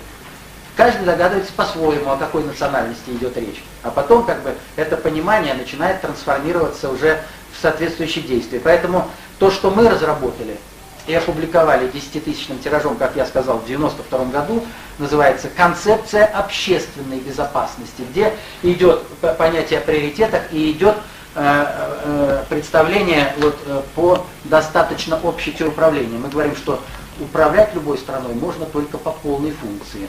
Если у вас есть пчелиный улей, а вы в схему управления не входит пчеловод, то тогда пчелки не поймут, почему они остались голодными. Они думают, что просто, ну как работаем, так и живем. А оказывается, нет. Пчеловод вынимает рамы вот так, целиком потом. А мы с вами этих пчеловодов не различаем. Мы не видим вот тех механизмов, с помощью которых работают пчеловоды. И поэтому управление по полной функции мы не реализуем. В чем особенность сегодняшнего момента вот с точки зрения политического курса руководства России? Впервые в истории нашей страны этот курс не декларируется из какого-то начальственного кабинета. Это и есть самый глубочайший маневр Владимира Владимировича Путина. Национальная идея – это то, что вызрело в головах у людей. То, что мы озвучиваем это в лексике, Это у нас просто есть методики у людей, которые 1000 лет не потребляли алкоголь, они владеют методиками считывания информации с коллективного бессознательного нашего народа. И то, что у нас есть в коллективном бессознательном, мы переводим в лексику. И так появляется национальная идея. Это просто то, о чем думает народ, а не то, что кто-то придумал в каком-то кабинете. Вот в чем разница в сегодняшнем подходе и в том, что было до того. Но, а почему же Путин, понимая это все, не оглашает этот курс? Да потому что кадровая база еще пока не готова. Бесполезно говорить о чем-то, сотрясать воздух, когда вот этого понимания нет, даже, скажем, вот в вашей среде. Я уж не говорю там, так сказать, о среде школьников, учителей, хотя я сейчас вот, в разных школах эту лекцию даю для учителей, там, и, им даю особенно по генному оружию, чтобы они понимали, как будущее детей вообще обустроить. Так вот, впервые в истории, почему возмущена элита? Кто есть мистер Путин? Ломает голову Запад. А впервые Путин ведет очень мудрую линию, когда позволяет выкристаллизоваться этим всем национальным идеям, как говорят, или концепции общественной безопасности в гуще народа. А потом тогда, когда это все уже как бы выйдет наружу, тогда он же, как бы так сказать, даже если он будет получать претензии, что это у вас там разговорились? Ну а что, я могу им, как бы так сказать, кляп, что ли, в рот поставить? Вы же сами говорили, гласность, демократия, поэтому вот так вот народ, вот так у нас это понимает. Вот, собственно, к чему сводится сегодняшний курс. Почему возмущена элита? Элите все равно куда бежать, налево, направо, важно лишь сохраниться как элите. И они готовы отработать любую алгоритмику. Только скажите, что делать, а им никто ничего не говорит. И в это время они дезорганизованы, а в обществе идет вызревание этих идей. Причем идет беспроблемное, никто этому не мешает. Это, еще раз повторяю, впервые в истории нашей страны. Почему же на сегодня, тем не менее, вы это и по себе ощущаете, что, мне говорят, а как же так, вот Путин, вы говорите, что он так глобально понимает все, почему же мы тогда нищенствуем, и военные, там, и спецслужбы, и учителя, и врачи. Понимаете, в чем проблема? Есть разного уровня политика. Есть глобальная политика, есть внешняя политика, есть внутренняя политика. И здесь очень четко понять последовательность возможных шагов. Еще раз повторяю, если мы огласим вот эти все схемы, как одурачивает народ с помощью там, эмиссии средств платежа, с помощью судного процента, с помощью тарифов и прочих схем, то просто дальше дурить-то будет невозможно. Народ, а Европа останется нищей. Вот эти алгоритмика внутреннего управления, вот у меня она вот здесь изложена в газетах, потом возьмете, несколько газет есть. И это просто, когда в храме Христа Спасителя был вот крупный форум, из моей статьи, просто такой фрагментик, он оказался на второй странице, двухстраничная статья вот в этой газете, а фрагментик вот такой, значит, он, заглавие перенесено, и остался маленький кусочек. Методология перевода экономики России на ускоренные темпы развития. Вот здесь, значит, у меня экземпляров там 10-15 есть, я вам это просто оставлю. Здесь вот как бы все понятно, как сделать Россию богатой и почему это не делает Путин. Потому что если мы начнем с этого, то просто начнется война, как я уже вам говорил. Поэтому нам нужно выстроить вначале глобальную позицию нашей страны, так, чтобы у нас с вами не было врагов. И как это делается? Это делается чрезвычайно мудро. Значит, основной из наших посылов в части глобального управления мы утверждаем, что должна работать следующая алгоритмика. Будь близок с друзьями своими, это не наша, это мудрость глубочайшей древности. Будь близок с друзьями своими, но с врагами старайся быть еще ближе. Ибо как тебе узнать об их намерениях и предотвратить их? Именно поэтому лучший друг Путина на сегодня Буш. И он его все время, так сказать, в своих объятиях, так сказать, держит и держит и держит, потому что как только он его отпустит, так могут начаться непрогнозируемые ситуации. Глобальное управление человечеством всегда осуществлялось на том, что две страны сдруживали против третьей. То Россию с Китаем против Америки, то Китай с Америкой против России. Что сделал Путин? За какой-то кратчайший промежуток времени он вывел нашу страну из алгоритмики вот этого нелепого противостояния. На сегодня мы не противостоим никому. Свято место не бывает пусто. На наше место сегодня активно претендует Европа. Начинает формироваться треугольничек.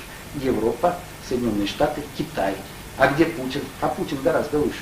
И есть глобальное понимание, которое позволяет выйти из алгоритмов межгосударственного сталкивания лбами, которое осуществляется глобальной библейской концептуальной властью со штаб-квартирой в Швейцарии, где и разрабатываются вот эти все сценарии, кого с кем столкнуть и как, так сказать, войны организовать. А Путин приподнялся над этой алгоритмикой. И что на сегодня получается? Вы видели, Европа после того, как значит, там неделю ругались между собой, что потом? Потом Путин послал за ними самолет, и они приехали к нему на доклад. Потому что они понимают, что Путин это более высокая иерархия управленческая. А кто согласовывает действия с Путиным? Соединенные Штаты, Китай, Европа в равной мере, да? Еще раз говорю, обращайте внимание на мелочи. Я вам оставлю вот такую газетку, ну или просто покажу. Это газета «Известия» за 14 февраля. Значит, вот пошутили над Путиным, да, но в каждой шутке есть доля шутки. Значит, посмотрите, что здесь изображено. Встреча Путина с Шираком. Встреча Путина с Шираком. Ну и Путин говорит: результаты этого визита превзошли наши ожидания, но я хотел бы извиниться перед французами за то, что мой кортеж помешал проехать по Парижу, перед американцами за то, что мешаю им проехать по Багдаду. Да еще в молодости я немного шпионил за немцами. Понимаете, это что? Это уже хотят известия того или нет, но они понимают, что Путин-то вышел на глобальный уровень управления. И он, как бы так сказать, по отношению ко всем президентам выглядит совершенно иначе. Именно так в свое время выглядел Сталин на фоне остальных людей, который понимал, что такое концептуальная власть, в отличие от всех П-резидентов. Ну, слушайте слово П-резидент, да? Ну, не случайно. Случайной терминологии никогда не бывает. П-резидент. Это люди, которые никакого отношения к управлению не имеют. Они обязаны беспрекословно выполнять то, что им поручается с надгосударственного уровня управления. И Путин это прекрасно понимает. А когда Сталин работал, то тоже он об этом ничего не говорил. Почему Путин и Сталин, как бы так их сравнивают? Да потому что у них мера понимания одинаковая. Они понимают, что такое глобальное геополитическое управление, что такое глобальная политика, то есть политика в отношении всего человечества. И что такое концептуальная власть. Концептуальная власть у посвященных всегда обозначается вот этим большим пальцем. Вот это законодательная, исполнительная, судебная власть. Ну, а концептуальная, она обычно ассоциируется с идеологическим приоритетом, то есть они работают вместе, да, указательный палец, идеологическая власть. Вот кто управляет. А это как бы под ними. Так вот, когда в Крыму в свое время состоялась встреча Черчилля, Рузвельта со Сталином, вы знаете прекрасно эти истории, что если Сталин входил, все почему-то вставали руки по швам. Никто не мог объяснить. И даже когда договаривались, не встанем, все равно не могли не встать.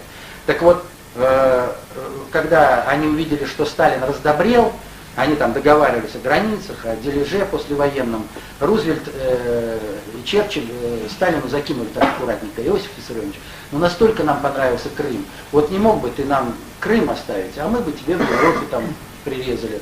Вот. Сталин говорит: хорошо, я уступлю вам Крым, если один из вас угадает, какой из этих 3 пальцев средний. Вот. Ну, Черчилль сразу за это, так сказать, Рузвельт за это. Говорит: нет, вы не угадали, вот этот палец средний. То есть он понимает, как вообще в управлении складывается ситуация. Вот этот палец, он всегда остается единственным, все остальное это как бы вспомогательные вещи. Эти вот такие шутки и мелочи, они очень непростые. И именно в такой форме Сталин показывал свое глобальное понимание схем управления человечеством. Чтобы не быть голословным и не говорить это только на уровне шуток, я вам прочитаю маленькую цитату из речи Сталина в 1933 году на Объединенном пленуме ЦК и ЦКК. Это доклад его «Итоги первой пятилетки». Вслушайтесь. Доклад Сталина. Как можно утверждать, и вспомните то, что я вам говорил, что наша советская валюта не представляет никакой ценности? Разве это не факт, что на эту валюту мы построили магнитострой, Днепрострой, Кузнецстрой и так далее перечисляет? Не думают ли господа западные аналитики, что все эти предприятия построены из соломы и из глины, а не действительно материалов, имеющих определенную ценность?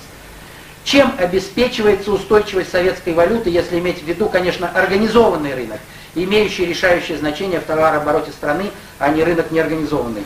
Конечно, не только золотым запасом.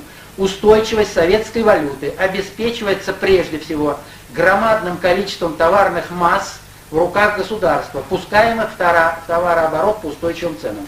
Кто из экономистов может отрицать, что такое обеспечение, имеющее место только в СССР, является более реальным обеспечением устойчивости валюты, чем любой золотой запас?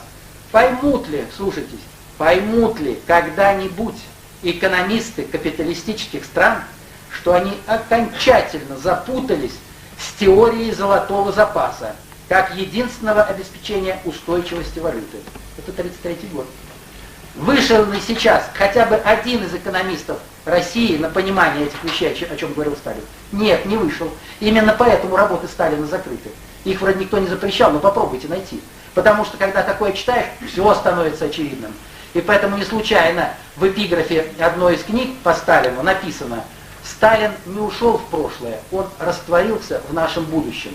Мы добавляем, как бы это ни опечалило многих. Да, нам предстоит осмыслить и понять то, что делал и понимал Сталин. И почему во времена Сталина с 1947 по 1953 год устойчиво снижались цены на все товары, которые мы относим к разряду демографически обусловленных потребностей человека. Эти потребности, нужные, не деградационные, которые уничтожают генетику, а демографически обусловленные. Почему эти потребности удовлетворялись Сталином по постоянно снижающимся ценам? Пока мы не поймем эту алгоритмику и не поймем прошлое вот так, как оно было, у нас ничего не изменится. Пока мы не поймем, почему сталинский дом не нуждается в комментариях, что это такое, и так далее, и так далее. Вот. Значит, эта же проблематика изложена у Пушкина, который не был никаким поэтом. Пушкин был пророком русской цивилизации, который в закодированной форме давал информацию о схемах управления земным шаром. Но у него, в отличие от Крылова, за каждым персонажем стоит не какой-то человеческий характер, а глобальное социальное явление или большие группы людей. Руслан и Людмила. Людмилый, русский народ. Куда уносили? В страну полночный год, в Швейцарию. На первых порах я эту информацию не мог воспринимать с улыбкой, пока потом не вчитался и не понял, что такое гений Пушкина. Значит, следующая программа моя, через вторник, она будет называться «Пушкин как пророк русской цивилизации». Рекомендую послушать, хотя она будет выложена на сайте. Так вот, о понимании Пушкина, точно таком же, как у Сталина, я вам приведу только одну цитату. «И был глубокий эконом», которых, к сожалению, сейчас нет в России, то есть умел судить о том, как государство богатеет и чем живет, и почему не нужно золото ему, когда простой продукт имеет. Вот вам и Пушкин на экономическом приоритете. Значит, когда мы говорим о курсе правительства современном, то мы должны понимать, что у нас утрачены схемы общественно полезного управления. Их просто не существует в природе. В свое время Аристотель разделил экономику на два класса. Экономика – это наука о том, как сделать народ богатым. И хрематистика, от слова хрема – богатство. Хрематистика – это наука о том, как отдельной корпорации или отдельному предпринимателю набить свой собственный карман. Что такое бизнес? Цитирую вам дословно Макса Амстердама. Бизнес – это искусство вынимать деньги из карманов окружающих, не прибегая к насилию. Вот что, законным путем не прибегая к насилию. Вот именно этому и учит наука, которую мы ошибочно называем экономикой. Поэтому я и издаю сейчас книжку «Экономическая азбука», где будет говориться о том, что все абсолютно учебники, все абсолютно теории, они учат, как отдельные корпорации набить свой собственный карман. Но что при этом тысячи людей будут брошены в нищету, это вообще не входит в поле рассмотрения даже этой науки. Так вот, на сегодня нам позволено эту информацию раскрывать. И, скажем, есть кафедры, где мы сегодня готовим учебники, серию учебников вот этих принципиально новых. В частности, я готовлю учебник экономики. И в городе Ижевске руководитель, председатель Центрального совета концептуальной партии, которая создана «Единение», на сегодня получил кафедру в университете вот по этой проблематике. Это вот, кстати, о курсе, да, то есть курс формируется президентом, правительством, но и общественной инициативой, которую я представляю. Мы тоже активно и заметно влияем на все, что происходит в обществе. А то, что, положим, мнение Касьянова принципиальным образом расходится с мнением Путина по всем без исключения вопросам, это моя статья, которую я написал прошлым летом. Вот здесь вы увидите, что я противопоставляю начисто ту позицию, которую занимает Путин, и ту позицию, которую занимает Касьянов, как представитель одного из крупнейших финансовых кланов России, который не имеет отношения к благоденствию всего народа, а отстаивает интересы этого клана. А почему Путин как бы на сегодня не меняет ничего? А потому что он занимается на сегодня глобальной политикой. И когда мы выстроим глобальную политику, тогда можно будет и дальше продвигаться. Иначе могут возникнуть проблемы на более низких приоритетах, на уровне военного оружия в конечном счете. Мне говорят, ну как же вот вы утверждаете, что Путин вообще руководствуется проблемами достаточно общей теории управления, концепции общественной безопасности, мертвая вода, а НАТО, тем не менее, продвигается на восток. Но неужели вы не видите, что Путин ошибается? Давайте посмотрим, я, наверное, последнее, что вам и расскажу, а потом, может быть, лучше на вопросы ваши отвечу. Давайте посмотрим на ситуацию с НАТО. Вы, наверное, наблюдали сценки.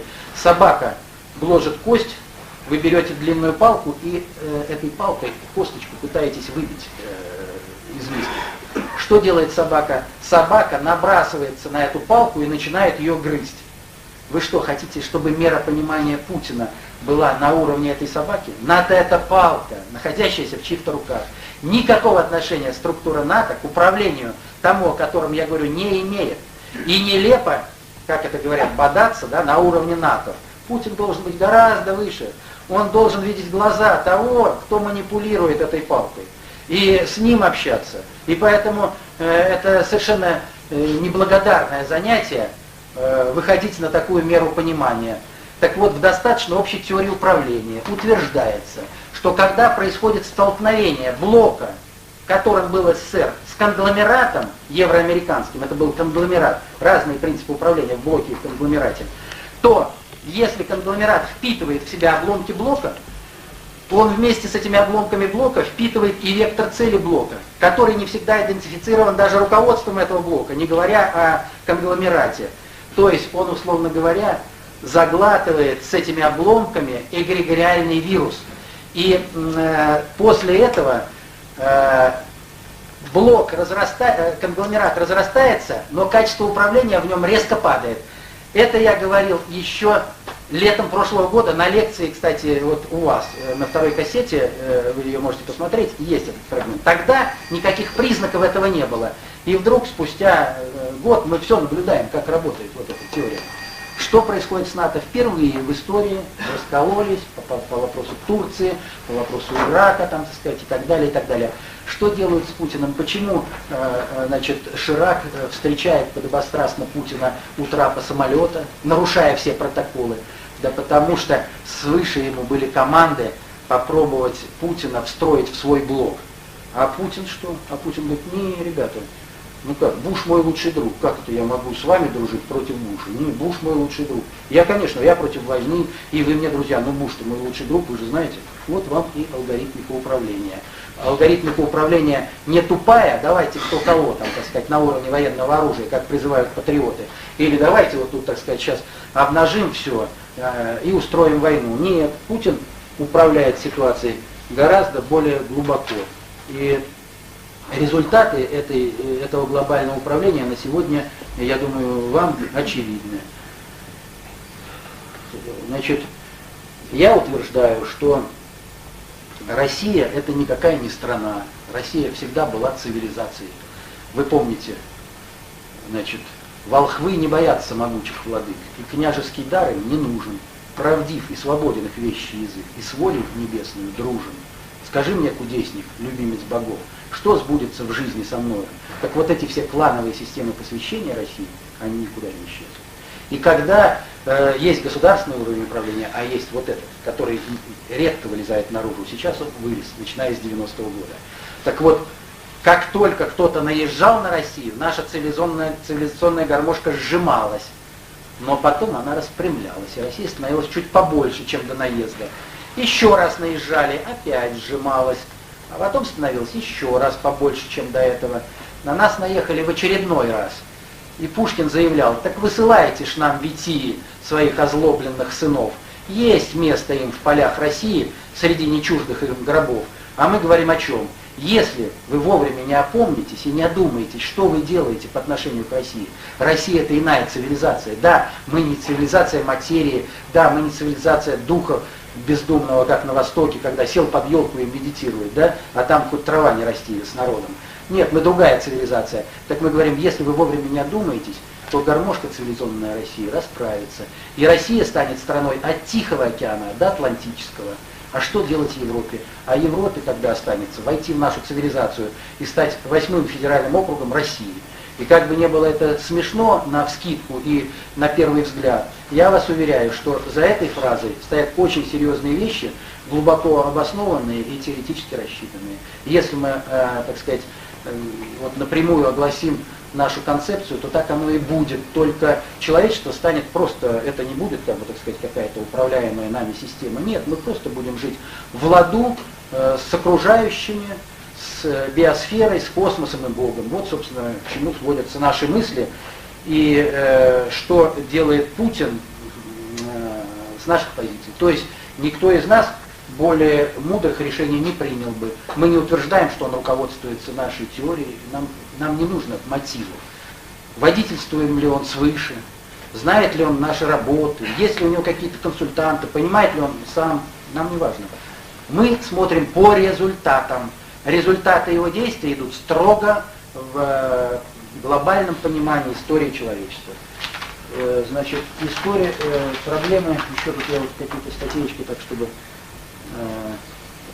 ну это здесь, ну вот тоже еще оставлю как примеры, так сказать. Ну, все вот это газеты, которые публикуют, к примеру, мои статьи, там, ну, они публикуются во всех регионах России. Это «Кавказская здравница», ведущая газета там Ставрополья, значит, это самое, Минводы, вот это Кисловодск.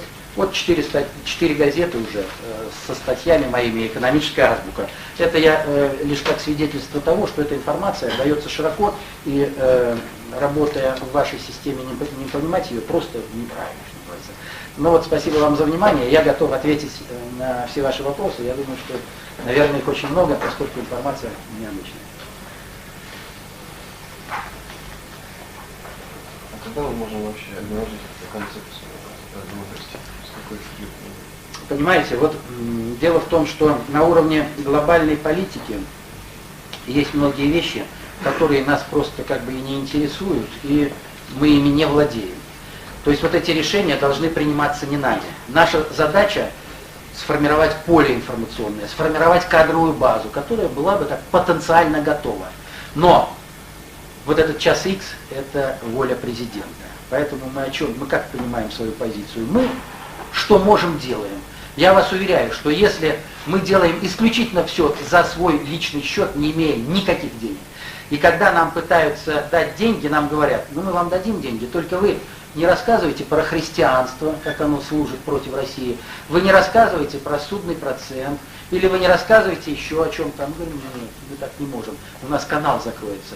Поэтому наша задача, мы не связаны временем, как бы, мы даем информацию, но когда будут созданы предпосылки безболезненного перехода на эту информацию, это задача президента, как носителя концептуальной власти, если он перейдет окончательно к концептуально-властному управлению. Вот. Поэтому мне здесь сложно прогнозировать. Я вам скажу так, что если будет воля на государственном уровне, то мы в этом году можем выиграть выборы в Думу с огромным отрывом от всех партий. Почему я так утверждаю? Почитайте первый номер журнала «Эксперт» за этот год. Там есть статья большая «Представители и непредставленные», где написано, что на сегодня до 80% населения не воспринимают никакие партии и в принципе не ходят на выборы, так случайно кого-то уговаривают. О чем это говорит? Это говорит о том, что большая масса людей уже есть, которые поняли это все, но поняли на бессознательных уровнях психики. Они это пока в словах не слышали. Если мы начнем на телевидении говорить эти слова, вот представьте себе, что нам дают телеканал, и мы даем эту информацию. Значит, выборы этого года нами будут выиграны, безусловно.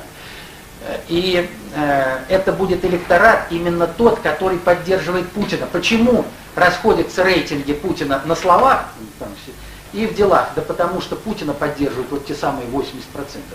которые ни с одной партией не хотят иметь дело.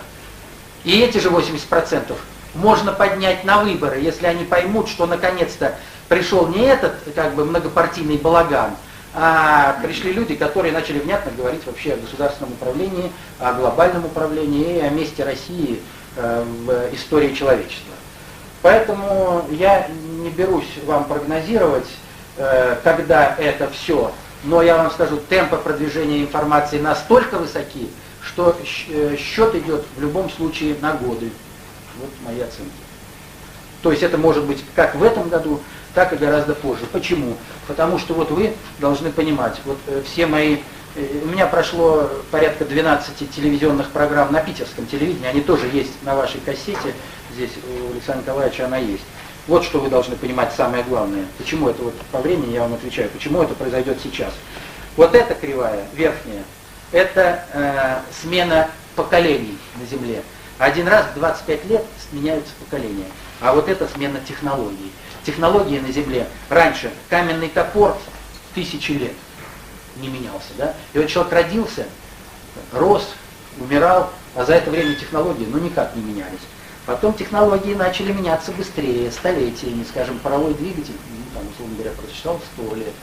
А что говорят японцы сейчас? Для того, чтобы нормально развиваться, технологии нужно менять каждые 5-10 лет. То есть за всю историю человечества только один раз наступает момент, когда частота смены поколений сравнялась с частотой смены технологий. И этот момент древнеегипетские жрецы, которые прописали эту схему управления человечеством, назвали моментом апокалипсиса. Но это не гибель человечества. Это крах тех алгоритмов управления, которые господствовали вот в этом периоде, до выравнивания частот. Этот период мы называем условно царством зверя. Но мы с вами уже вошли в царство человека. Поэтому то, о чем я говорю, неизбежно наступит. Скорость, она прямо пропорциональна скорости освоения этой информации. Вот чем быстрее в народе будет осмыслена эта информация, а она подается исключительно снизу, у нас нет доступа, потому что доступ к средствам информации – это деньги. У нас денег нет, и мы никому не продаемся. Поэтому мы вот постепенно даем эту информацию.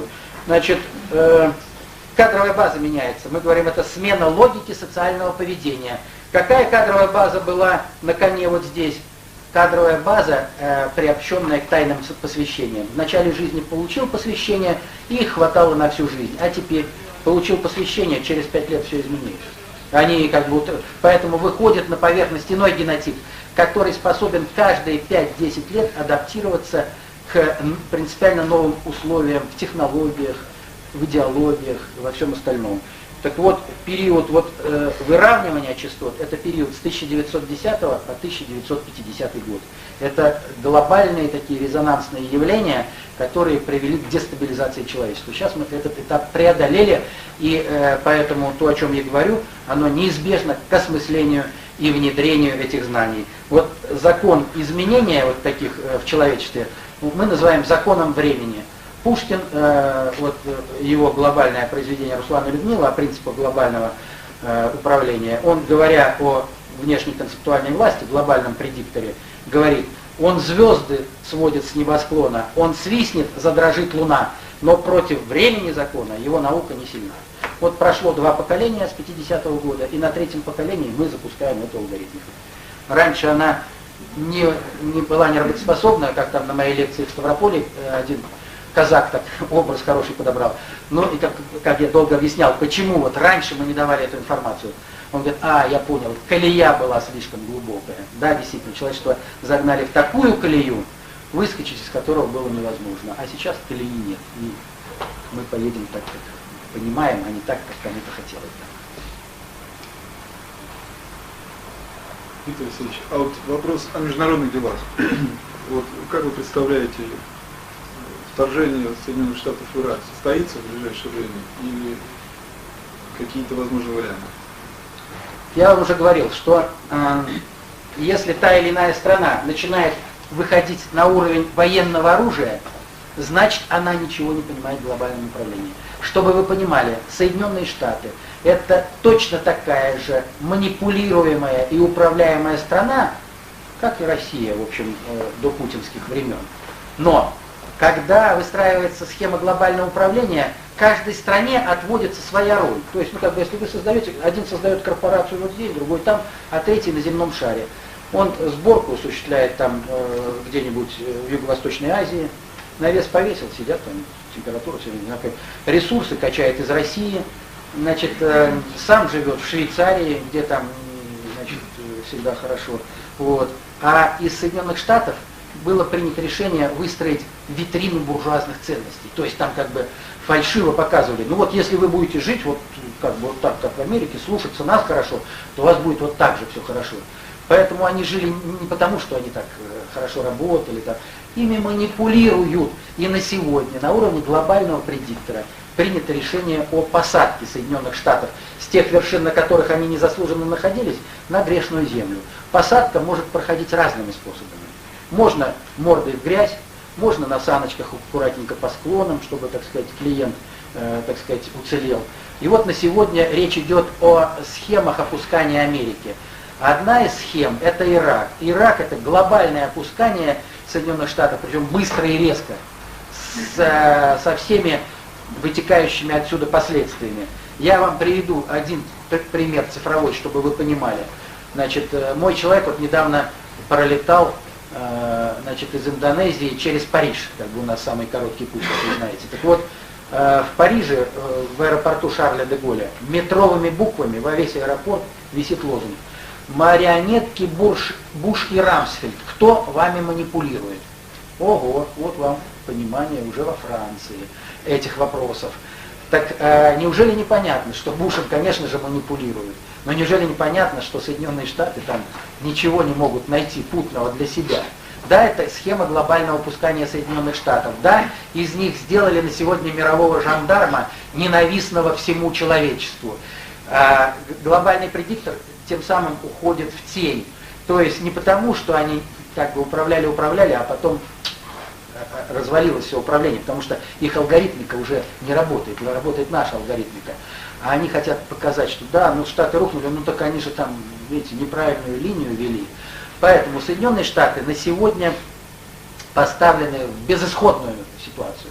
Они такие огромные деньги вкачали в эту военную операцию, что не начать ее, ну просто немыслимо. Это как бы тогда полный уход, мгновенный с мировой арены. Они с их мерой понимания попробуют еще показать себя. Нет, мы здесь там, так сказать, самые крутые. В результате они вляпаются в еще более катастрофическую и с большими последствиями ситуацию. Поэтому самая главная наша задача – дистанцироваться от этой проблематики. Вы видели, во всей Европе, везде там миллионные митинги, а в нашей стране? Да нет, там, так сказать, проплатили каких-то 100 человек, они вышли, там что-то там покричали. Мы говорим: нет, ребята, мы не втягиваемся в такие блочные разборки. Эти блочные разборки организованы для того, чтобы опустить валюты воюющего региона, а чтобы доллар в очередной раз получил некоторую передышку. Но эта передышка-то перед смертью, она все равно ничего другого не даст. Вот, поэтому важно понимать, что то, что происходит на сегодня с Соединенными Штатами, это вовсе не их добрая воля. Значит, такими людьми, как Буш, манипулируют. Я вам приведу очень жесткую такую терминологию, которую применял профессор Таненбаум, института Шиллера, немецкий. Он выступал по-русски в Кремле, когда я вам говорил, мой доклад был на этой встрече международной. Я выступал, кстати, после Израиля и ФРГ. Так вот, Таненбаум заявил, дословно вам цитирую, потому что я бы сам не позволил себе такую терминологию. Почему в Соединенных Штатах в финал выборного балагана были приведены два идиота, значит, Буш и Гор? Это его слова, я не могу их поменять, так сказать. Да потому что идиотами легче манипулировать. А почему из двух идиотов был выбран Буш? Да потому что он, к тому же, еще психически нездоровый человек. И когда с помощью Буша будут провернуты некие глобальные операции, то их потом можно будет списать на психологическую несостоятельность этой личности. Вот вам понимание, которое имеется в Германии. А почему в Германии такое понимание? И почему министр юстиции Германии сравнила Буша с Гитлером? Да потому что в Германии еще свежа память о Гитлере. И о том, что все сценарии раскручивания Гитлера, они ни на йоту, ни на миллиметр, к сожалению, не отличаются от сценариев раскрутки Буша. Ну, все до деталей. Там поджог Рейхстага, здесь снос этих башен. Значит, там Олимпийские игры в Германии в 1938 году, здесь Олимпийские игры в Соединенных Штатах. И так далее, и так далее. По деталям я об этом подробно говорил на лекциях у вас, и это изложено в наших работах. Так что Соединенные Штаты, смысл происходящего, это пускание Соединенных Штатов на надлежащий уровень. Наша задача сделать это пускание с минимальными издержками для человечества, потому что мы реализуем не государственную политику, мы реализуем политику в отношении всего человечества. И мы на сегодня стоим на позиции, ну, там, вульгарно говоря, защиты Соединенных Штатов. Не надо их теперь дербанить. Если их использовали в каких-то сценариях, то не надо теперь просто устроить глобальную бойню, чтобы их опустить. Это можно сделать интеллигентно, аккуратно, не приводя к глобальным катаклизмам. Поэтому наша задача все-таки минимизировать вот эти возможные как бы глобальные последствия. Вы знаете, что при бомбежках и землетрясения пойдут по земному шару, и масса других последствий. Мы стоим на позиции минимизации вот возможных глобальных потрясений для всего человечества. Но, к сожалению, глобальный предиктор, противостоящий нам на методологическом уровне, тоже достаточно силен. И я рассчитываю на то, что наша позиция окажется сильнее. По-видимому, избежать военного конфликта уже невозможно в логике Соединенных Штатов нынешней. Но хочется верить, что если он и произойдет, то он произойдет все-таки с минимальными потрясениями для человечества и для нашей страны в том числе.